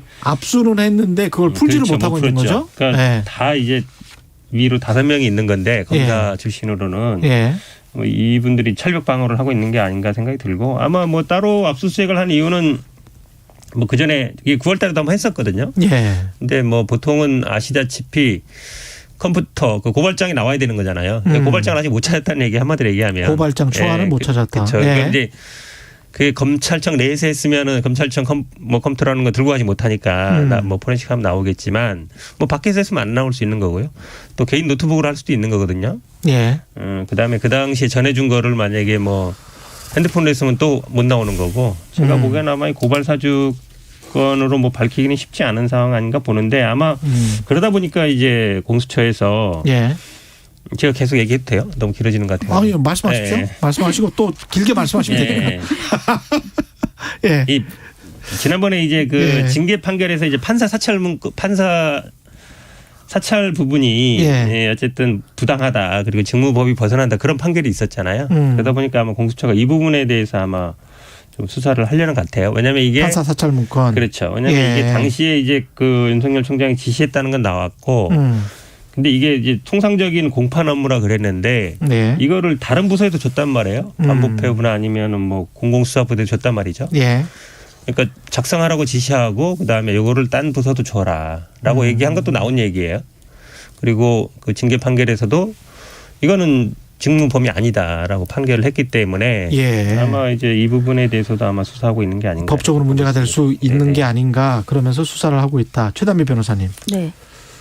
예. 그 관련해서 지금 그 공수처가 이렇게 하는 게 장모 대응 문건, 뭐 판사 사찰 문건, 그다음에 이제 고발 사주 의혹. 네.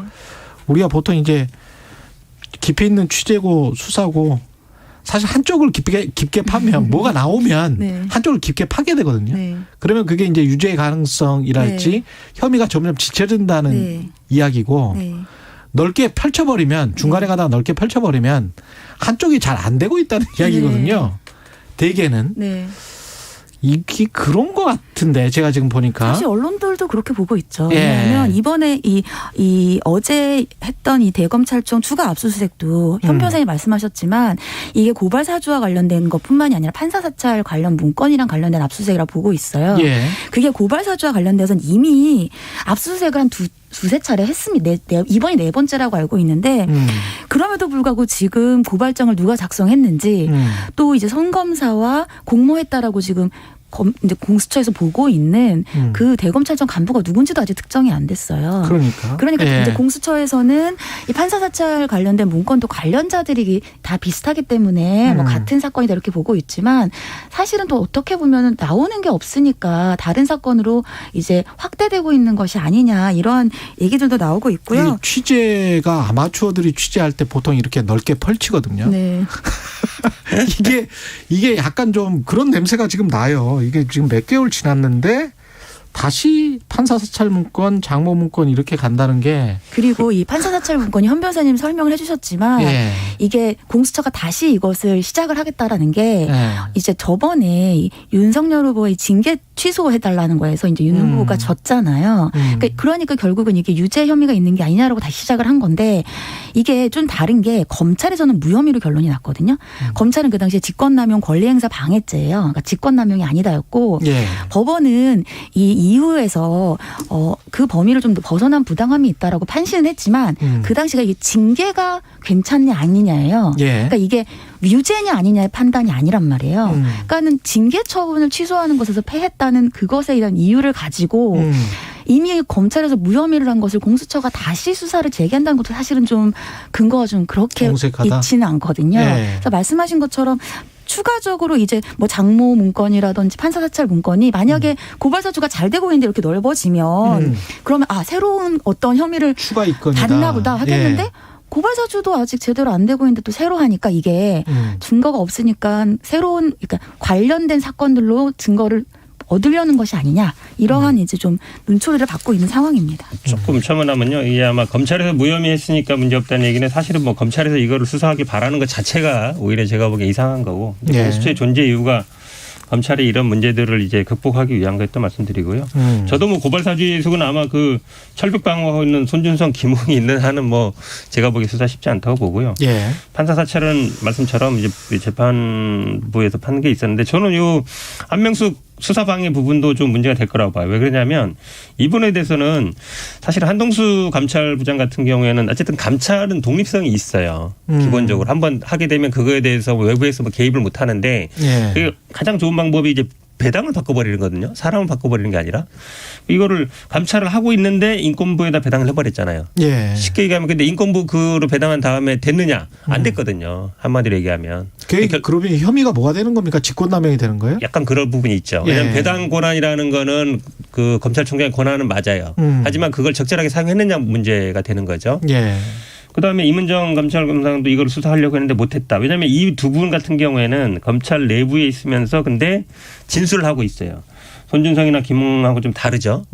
그렇게 본다 그러면 근데 이것도 뭐 새로 한 건 아니에요. 다 그 전에 이제 조사가 되던 건데 이제 수사하는 부분이다. 어쨌든 검찰총장 있는 직에 본인의 약간 권한을 남용한 거 아니냐. 다 관련된 부분들이거든요. 예. 그런 부분들에서 저는 뭐 수사 대상은 될 수 있다고 하고 이게 하는 게 이제 또 맞다고 봅니다. 서면 진술을 해달라고 보냈다. 그래서 이제 다시 이제 한명숙 전 총리 명예 모해 위증이 나오고 있는데 이것도 사실 쟁점이 많아요. 이미 검찰과 법원에서 이제 혐의 없다라고 이미 끝난 사건들이거든요. 그러니까 윤 총장과 관련된 게 아니라 관련 검사들과 예. 관련되어서 그리고 이게 임은정 검사는 자신이 배제됐다 그러는데 그 위에 있는 검사는 임은정 검사한테 한 번도 배당이 된 적이 없다 또 이렇게 진술을 하고 있어요. 예. 그러니까 임은정 검사는 배제됐다는데 배당이 안 됐는데 어떻게 배제가 되느냐인 거고 그러니까 이 중앙지검에 왜 인권과로 보냈느냐 이것도 그때 인권위에서 이건 인권과 관련된 사건이다 이렇게 또 해석을 한 바가 있거든요. 예. 윤 후보 측에서는 그래서 인권과로 보냈다 이렇게 얘기를 하고 있어서 이 부분은 또 조사를 해봐야 알 것 같습니다. 알겠습니다. 대장동 실제요 이 검찰이라는 게 이제 어찌 보면 이제 배당으로 장난친다 그러는데 이 사람이 수사하다가 그 수사하는 사람을 바꾸면 말이 나오거든요. 그렇죠. 그럼 이제 다른 방법으로 법원의 배당은 딱 기계적으로 해요. 전자적으로 하는데 검찰의 수사 배당하는 건 마음대로거든요. 다 이런 식이에요. 딱 만약 예를 들어 한동수 만약에 감찰부장이 아니라 다른 사람이었으면 본인이 말을 잘 듣는 사람이나 본인의 의견의 사람이었으면 당연히 하게 놔뒀을 거예요. 예. 근데 이 사람이 보니까 검사 출신도 아니고 내 말 잘 안 들을 것 같아. 예. 그래서 바꿔버리는 거거든요. 그러니까 그게 뭐 인권부 담당이다 아니다는 거는 사실은 약간 제가 보기에 형식적인 논리에 불과하다. 실제로는 수사 감찰하려고 하니까 못하게 막는 하나의 방법이 아니었냐. 그건 제가 보기에 웬만한 법조계에 있는 사람들은 다 아는 얘기니까 저는 뭐 충분히 문제가 될 수 있다고 봐요. 재판 배정 시스템처럼 그렇게 그냥 전자적으로 컴퓨터에서 임의로 그냥 그 부서면 이렇게 누가 배정이 될지 모르게 그렇게 배정하는 게 공정하지 않을까요? 앞으로 검찰도? 검찰 배당 시스템은 정확히 모르겠습니다만 예. 저 부분은 이제 현 변호사님의 또 개인적인 의견이 포함되어 있는 거니까. 예. 생각해보니까 하는데. 약간 그런 측면이 있어서 왜냐하면 판사들도 그런 말이 많이 나와서 그 전자 시스템을 도입을 했었잖아요. 도입한 지가 꽤 오래됐는데. 검찰은 근데 쉽지 않을 거예요. 예. 왜냐하면 사건이라는 게 예를 들어서 뇌물 사건은 여기 아니면 뭐 이렇게 나눠져 있는 건 있잖아요. 그렇죠. 근데 네. 그걸 무부자식 딱 나눌 수 없고 그다음에 이거를 경중에 따라도 달리는 경우도 많아요. 관련 사건도 있고. 그래서 사실은 법원은 딱 올라가면 그것만 재판하잖아요. 그렇죠. 그러니까 그걸로 할 수 있는데 수사라는 거는 하나 올라가면 그것만 하진 않아요. 이것도 하고 저것도 하고 이게 연결시킬 수 있기 때문에 항상 나오는 얘기인데 이 문제는 제가 보기엔 뭐 만만치 않은 문제입니다. 대장동과 관련해서는 뭐 운명의 한 주다. 언론에서는 이렇게 이름을 붙이고 있는데 김만배 씨하고 남욱 씨 구속 만료일이 22일이네요. 네. 예. 그러면 추가로 뭔가 이것도 조사를 해서 속도를 내야 될 텐데 어떤 상황인 겁니까, 이건? 예. 일단은 뭐 모든 언론의 관심은 왜 이재명 배임을 조사 안 하냐 이거잖아요. 거기 공수장에. 저도 뭐 계속 이 배임 얘기 뭐 하도 많이 얘기해가지고 배임 노래하고 있는데 많은 분들이 얘기하죠. 배임이라는 거는 사실은 계산하기 다릅니다. 뭐 경실련에서 보니까 아마 1조 6천억까지 계산했더라고요. 민간의 이익을. 근데 지금 이제 공소된 거는 651억 최소로 했다 그러는데 지난번에는 뭐 영장 할 때는 또 1,100억 이랬어요. 그게 뭐냐면 확실치 않은 거예요. 뭐를 손해로 봐야 되느냐. 지난번에도 제가 말씀드렸는데 그렇게 계산하면 민간이 빵원 달 때까지는 배임이 된다라는 논리가 성립해요. 왜냐하면 민간이 어쨌든 이익을 가져간 건 맞으니까요. 그만큼 어찌 보면 도시공사의 손해인 거고. 근데 이게 배임이 되면요. 앞으로 인허가 내주는 모든 지자체장들 다 배임됩니다. 왜냐하면 법적으로는 공으로 환수할 수 있어요. 그런 제도도 다 있고. 근데 그냥 민간에 인허가만 내줘버리고 민간이 돈 다 벌어간다. 공공은 회수 안 한다. 다 배임이죠. 그러니까 배임이 제가 보기엔 계산하는 사람마다 다르고 보는 눈에 따라 다르고 당시 시점이냐 현재 시점에 따라 다르다 그래서 배임 얘기하는데 배임은 제가 보기에 뭐 돈만 먹지 않았으면 배임 안 된다. 그 다른 이슈는 그럼 뭡니까? 당연히 이제 50억 클럽 얘기해야죠. 돈 받은 사람인데 사실은 돈을 쫓아가야 되는데 100번도 더 얘기하는데 5억 받은 사람 주고받은 사람들은 구속됐는데 지금 50억 100억 받은 사람들은 뭐 구속됐다는 얘기 안 들리잖아요. 50억 클럽에 나머지 4명도 더 있고 그런 사람들 당연히 조사해야죠. 왜 조사 안 하고 수사 안 하는 거예요? 저는 뭐 이게 아무리 봐도 이해가 안 가요. 왜냐하면 배임이라는 거는 논리도 그렇고 성립도 그렇고 금액을 산정하기도 그렇고 사람마다 다 다르기 때문에 법리적으로 정책이 굉장히 많아요. 다투기가 어렵기 때문에 돈을 받은 사람들이 배임이 될 가능성이 많지만 그렇지 않은 사람은 아닌데 아니, 돈 주고 받은 게 문제가 되는 건 당연한 거잖아요. 뇌물은 그렇게 어려운 범죄가 아니잖아요. 다른 걸로도 할 수 있는데 왜 돈을 쫓지 않고 임무에 위배되는지 여부. 임무에 위배되는지 여부를 밝히기가 그렇게 쉬워요. 쉬운 일이 아닌데 왜 그걸 쫓아가는지 잘 모르겠어요. 게다가 범죄의 어떤 경중이라고 할까요? 그렇게 생각하면 알선수재나 뇌물이나 뭐 이런 것들이 훨씬 더 크긴 하죠. 일단 근데 민간 기업에서 이익을 받은 게 그러면 다 배임이냐 근데 그 지금 현재 문제는 민간 기업이 이익을 받은 게 문제가 아니라 예. 뭐 초과이익 환수 조항이 어떠한 사연으로 갑자기 빠지게 됐는지 즉 예. 개발이익의 분배 구조를 왜 이렇게 만들게 됐는지가 사실 문제거든요. 그러니까 만약에 민간 사업자가 이익을 얻더라도 개발이익에 대한 분배 구조가 적당하면 그러면 그건 당연히 배임이 아니고 정치적인 판단이죠. 근데 이 사건에서는 개발이익 분배 구조가 석연치 않다. 지금 그 부분을 보고 있는 거라고 저는 보고 있고요. 그리고 현재 지금 배임과도 문제가 있지만 이 곽 전 의원이죠. 네, 곽 전 의원 같은 의원 같은 경우에는 지금 원래는 뇌물에서 지금 배임 수재로 또 이 혐의가 바뀌었습니다. 그래서 그런 부분들이 있기 때문에 지금 자금 흐름과 사용 경위도 지금 파악을 하려고 지금 수사 단계를 하고 있는 거라 그 부분 50억 클럽이 이제 다음 단계죠. 그러니까 만약에 이재명 후보를 최후로 본다면 50억 클럽을 넘어서야 되는 거라서 그 부분을 현재 수사하고 있는 것이 아닌가 이렇게 보고 있습니다. 그러니까 이 초과이익 빠졌다는 얘기도 정말 수없이 얘기 많이 하는데요. 그러니까 이거는 저는 논의 과정 중에 여러 가지 안을 나올 수 있다고 봐요. 그러니까 확정이익을 최대로 할지 아니면 5대5로 나눌지 7대3으로 나눌지 아니면 확정이익을 정한 다음에 뒤에 남는 것도 또 나눌지 그런 여러 가지 안들이 있을 수 있거든요. 알 수 있는데 지금 나오는 그 최초에 나왔던 보도들은 초과이익 환수 규정을 넣자고 했는데 나중에 삭제했다. 이게 아니고요. 논의 과정이 있었다. 당연히 나올 거 아닙니까?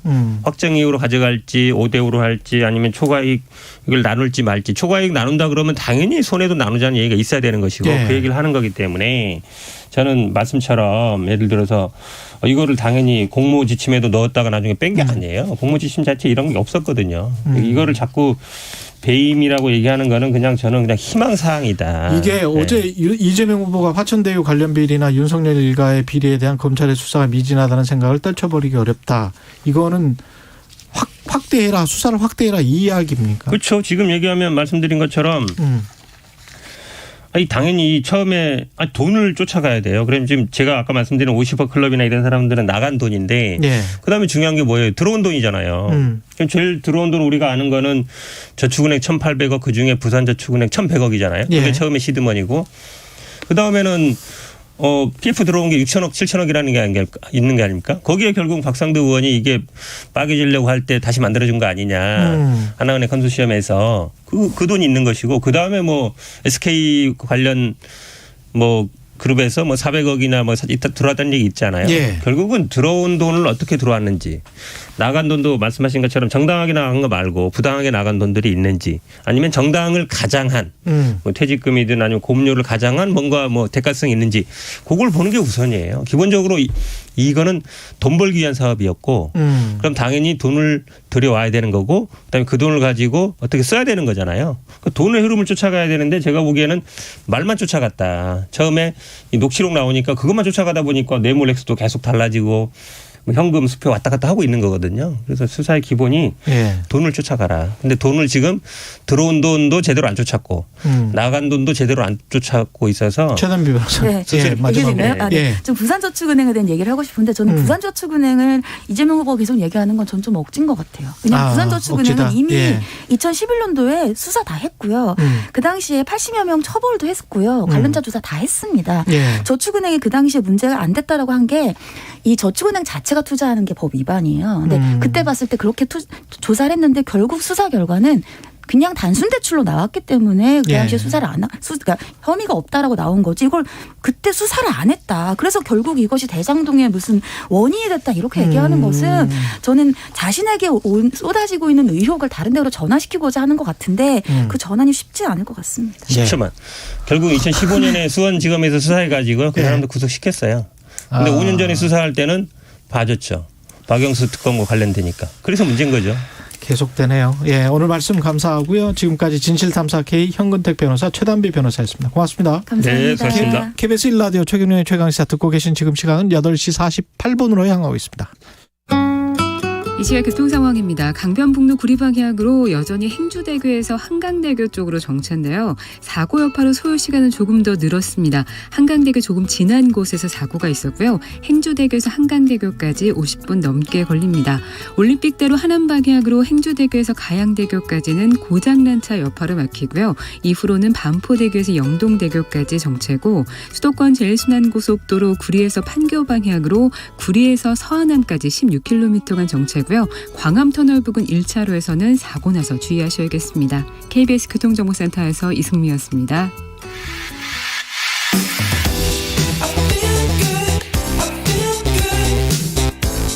세상에 이익이 되는 방송 최경영의 최강시사. 네, 올해 경기과학고 졸업하면서 의대에 지원한 학생 23명이 재학 중 지급된 장학금을 반납했다고 합니다. 이공계 인재 양성을 위해서 설립된 영재학교에서 왜 의대 입시를 준비했을까? 장학금 회수 외에 다른 방법은 없었을까? 이범 교육평론가 전화로 연결돼 있습니다. 안녕하세요. 예, 안녕하세요. 예, 선생님도 경기과학고 나오셨죠? 예, 저는 과학고 초창기인 1980년대 과학고를 경기과학고를 다녔는데요. 예. 그때도 제 동기 중에 의대 간 친구들이 2-3명 있었지만 전체적으로는 의대에 진학하려는 분위기는 전혀 아니었습니다. 그때도 뭐 제약이 있었습니까? 의대 진학하는데? 그때는 의대에 지원하는 것 자체는 가능했는데요. 80년대하고 90년대까지는 과학고 학생들에게는 내신 성적상의 특혜를 줬거든요. 그래서 저를 포함해서 대부분의 과학고생들은 내신 1등급을 받았습니다. 그런데 이게 이공계열에 진학하는 경우에만 주어진 특혜였고요. 그러니까 의대에 지원하면 내신 성적상 특혜를 주지 않았으니까 당연히 의대 진학이 자연스럽게 좀 억제가 되는 이런 상황이었던 거죠. 지금은 뭐 달라진 게 어떻게 달라진 건가요, 그러면? 지금은 이제 내신 특혜는 물론 없어졌고요. 없어진 지 오래됐고요. 다만 이제 내신 성적상의 불리함을 극복할 수 있는 수시 전형에 들어가는 여러 가지 뭐 연구 활동이라든지 회계라든지 뭐 이런 것들이 이제 과학고 및 영재학교 학생들이 의대에 진학하는데 또 의대가 아니더라도 그 명문 이공계 계열 이제 대학에 진학하는데 활용되고 있는 거죠. 지금 뭐 장학금을 환수한 게 원래 목적에 이 학교, 이 고등학교를 들어온 목적에 맞지 않아서 그래서 환수를 하는 거겠죠? 그렇습니다. 지금 환수되는 액수가 이제 550만 원 이렇게 보도되고 있는데 근데 제가 보기에는 환수하는 취지 자체는 물론 이제 찬성할 수 있습니다만 이 정도로 의대 진학을 막을 수 있느냐 그거는 뭐 진행자도 웃고 계십니다만 제가 생각하기도 너무 약한 정책이고요. 그렇죠. 550만 원 내고 의과대학 가서 돈을 많이 벌 수가 있으니까요. 근데 사실 지금 아직 시행되지는 않았지만 내년에 영재학교 입학하는 학생부터 적용하기로 예고되어 있는 정책이 있습니다. 어떤 건가요? 굉장히 이제 강도가 높은 정책인데요. 학생이 대학에 지원할 때 학생부를 제출해야 되지 않습니까? 그런데 의학 계열에 지원하면 학생부에 있는 창의 체험 활동을 아예 공란으로 삭제하겠다는 겁니다. 그러니까 과학고나 영재학교의 교육 활동 중에는 이제 개인별로 또는 이제 팀별로 수행하는 연구 활동 같은 게 굉장히 중요한 부분을 차지하는데요. 이게 학생부에 적히는 곳이 창의 체험 활동이라는 항목이거든요. 근데 이거를 완전히 삭제하게 되면 의대에 진학하는데 지금보다 훨씬 불리해질 겁니다. 그리고 이건 이미 작년에 결정을 해서 공지가 돼 있고요. 그래서 내년에 영재학교 들어가는 학생부터 적용되는 건데 그러면 지금 현재 나오고 있는 장학금을 회수하는 정책보다 훨씬 고강도 정책으로 조금 더 효과가 있지 않을까 이렇게 이제 예상을 하고 있습니다. 이렇게 가는 게 맞다고 보세요. 이공계 육성을 위해서는 영재학교 들어온 사람들은 그래도 이공계 쪽으로 가는 게 맞다. 그리고 그렇게 약속을 하지 않았느냐. 그렇죠. 외고 중에는 사립학교가 상당히 많이 있습니다만 과학고와 영재학교는 전부 다 공립입니다. 그러니까 모두 다 국가 세금으로 운영하고 일반고에 다니는 학생보다 훨씬 많은 액수를 투자해서 학교를 운영을 하고 있거든요. 그러니까 이제 그 학교 설립 취지에 맞게 운영을 하고 취지에 맞지 않은 진학을 하는 학생들은 좀 제약을 하는 이것은 어찌 보면 이제 당연한 것이라고 볼 수 있는 것이고요. 제가 보기에는 이런 정책은 도입을 조금 더 빨리 했어야 하지 않았나 그렇게 생각합니다. 추가로 그러면 어떤 조치가 더 필요할까요? 이게 아무래도 이제 머리 똑똑하고 영재인 친구들이 나중에 부모들이 또 원하는 경우도 있잖아요. 근데 사실 아셔야 되는 게 일단 처음부터 의대 진학을 꼭 해야만 하겠다 이렇게 강하게 마음먹은 학생들은요. 과학고나 영재학교를 잘 안 갑니다. 그렇군요. 왜냐하면 의대 진학을 하기 위해서는 오히려 자사고나 차라리 일반고가 더 유리할 수 있거든요. 이거는 뭐 진학 정보에 밝은 학생 학부모들은 다 알고 있는 사실이거든요. 그래서 처음부터 과학고나 영재학교에 본심을 숨기고 악의적으로 이중 플레이나 하는 학생들은 거의 없다라고 저는 보고요. 예. 다만 이제 과학고 진학하는 학생 중에서 좀 간보기 전략이랄까 이런 전략을 취하는 학생들이 있는 거죠. 그러니까 이제 의대에 진학하려면 과학고 안에서도 성적이 좋은 편이어야 되거든요. 그리고 예. 연구 활동이나 입상 실적도 좋아야 되고요. 그러니까 일단 과학고나 영재학교에 입학해서 지내보다가 의대에 지원할 만한 성적이나 스펙이 나오면 의대를 지원하고 그렇지 않으면 이공계열 진학하자.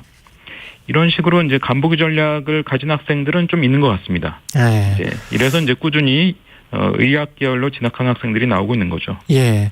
과학고나 영재고는 다 공공이어서 학교에서 이렇게 어떤 규정을 두고 제한을 하는 게 그럴 수가 있는 건데 외국어 고등학교 같은 경우는 어문계열 이외의 학과에 막 진학을 하지 않습니까? 이거는 어떻게 막을 수는 없는 거잖아요. 사실 저는 이제 이 수학 영재나 과학 영재는 옛날부터 있었던 개념인데 예. 사실 외국어 영재라는 게 어떻게 가능하냐 이런 좀 본질적인 의문이 있는데요. 예, 그러네요. 사실 그렇게 예. 따지고 보면 뭐 예. 특목고가 과학고나 외고만 필요하겠습니까? 뭐 경제 특목고도 필요하고 뭐 문학 특목고도 필요하겠죠. 예. 그러니까 사실 특목고라는 개념 자체가 북미나 유럽에는 거의 없는 개념이거든요. 예. 거기엔 이제 비싼 사립학교는 있어도 특목고는 거의 없습니다. 왜냐하면 수학과학을 많이 수강 신청하면 과학고 역할을 하고 예. 외국어를 더 많이 수강 신청하면 외고 역할을 하고 그렇게 설계를 해놓은 거죠. 그래서 특수한 목적을 위해서 고등학교를 별도로 설립하는 패러다임이 아니라 기존의 선진국들은 이제 일반적인 학교에서 자기의 뜻에 의해서 다양한 과목을 선택할 수 있게 함으로써 예. 이제 학교별 다양화가 아니라 이제 학생별, 개인별 다양화를 이제 추진하는 이런 식으로 오랫동안 이제 운영을 해온 거죠. 예. 그래서 사실 이제 뭐 외고는 왜 또 그러느냐 이렇게 반문하는 거는 약간은 좀 지엽적인 질문일 수 있고요. 예. 오히려 좀 다양한 교육을 하기 위해서 특목고가 아니라 예. 학생 개개인에게 보다 넓은 이제 선택지를 주는 지금 사실 정부에서도 이제 그런 방향으로 가려고 고격점제를 지금 도입하겠다고 하고 있는데요. 예. 사실 지금 정부에서 하려는 고격점제는 좀 낮은 단계의 그런 선택권을 주는 것이고, 그것보다 좀 더 진전된 형태로 고등학교 체제가 좀 진화를 할 필요가 있다라고 봅니다. 시간이 좀 부족한 게 아쉬운데 이게 부의 불평등이 결국은 교육 불평등으로 가는 이 시스템을 좀 어떻게 좀 막아보는 그런 어떤 창의적인 아이디어를 좀 선생님한테 들었으면 좋겠는데 다음번에 한 번 더 연결해서 들어보겠습니다. 관련해서. 예. 예, 알겠습니다. 예, 말씀 감사하고요. 지금까지 이범 교육평론가였습니다. 고맙습니다. 고맙습니다. 예. 11월 16일 화요일 KBS 1라디오 최경영의 최강시사 오늘은 여기까지고요. 저는 KBS 최경영 기자였습니다. 내일 아침 7시 20분입니다. 다시 돌아오겠습니다. 고맙습니다.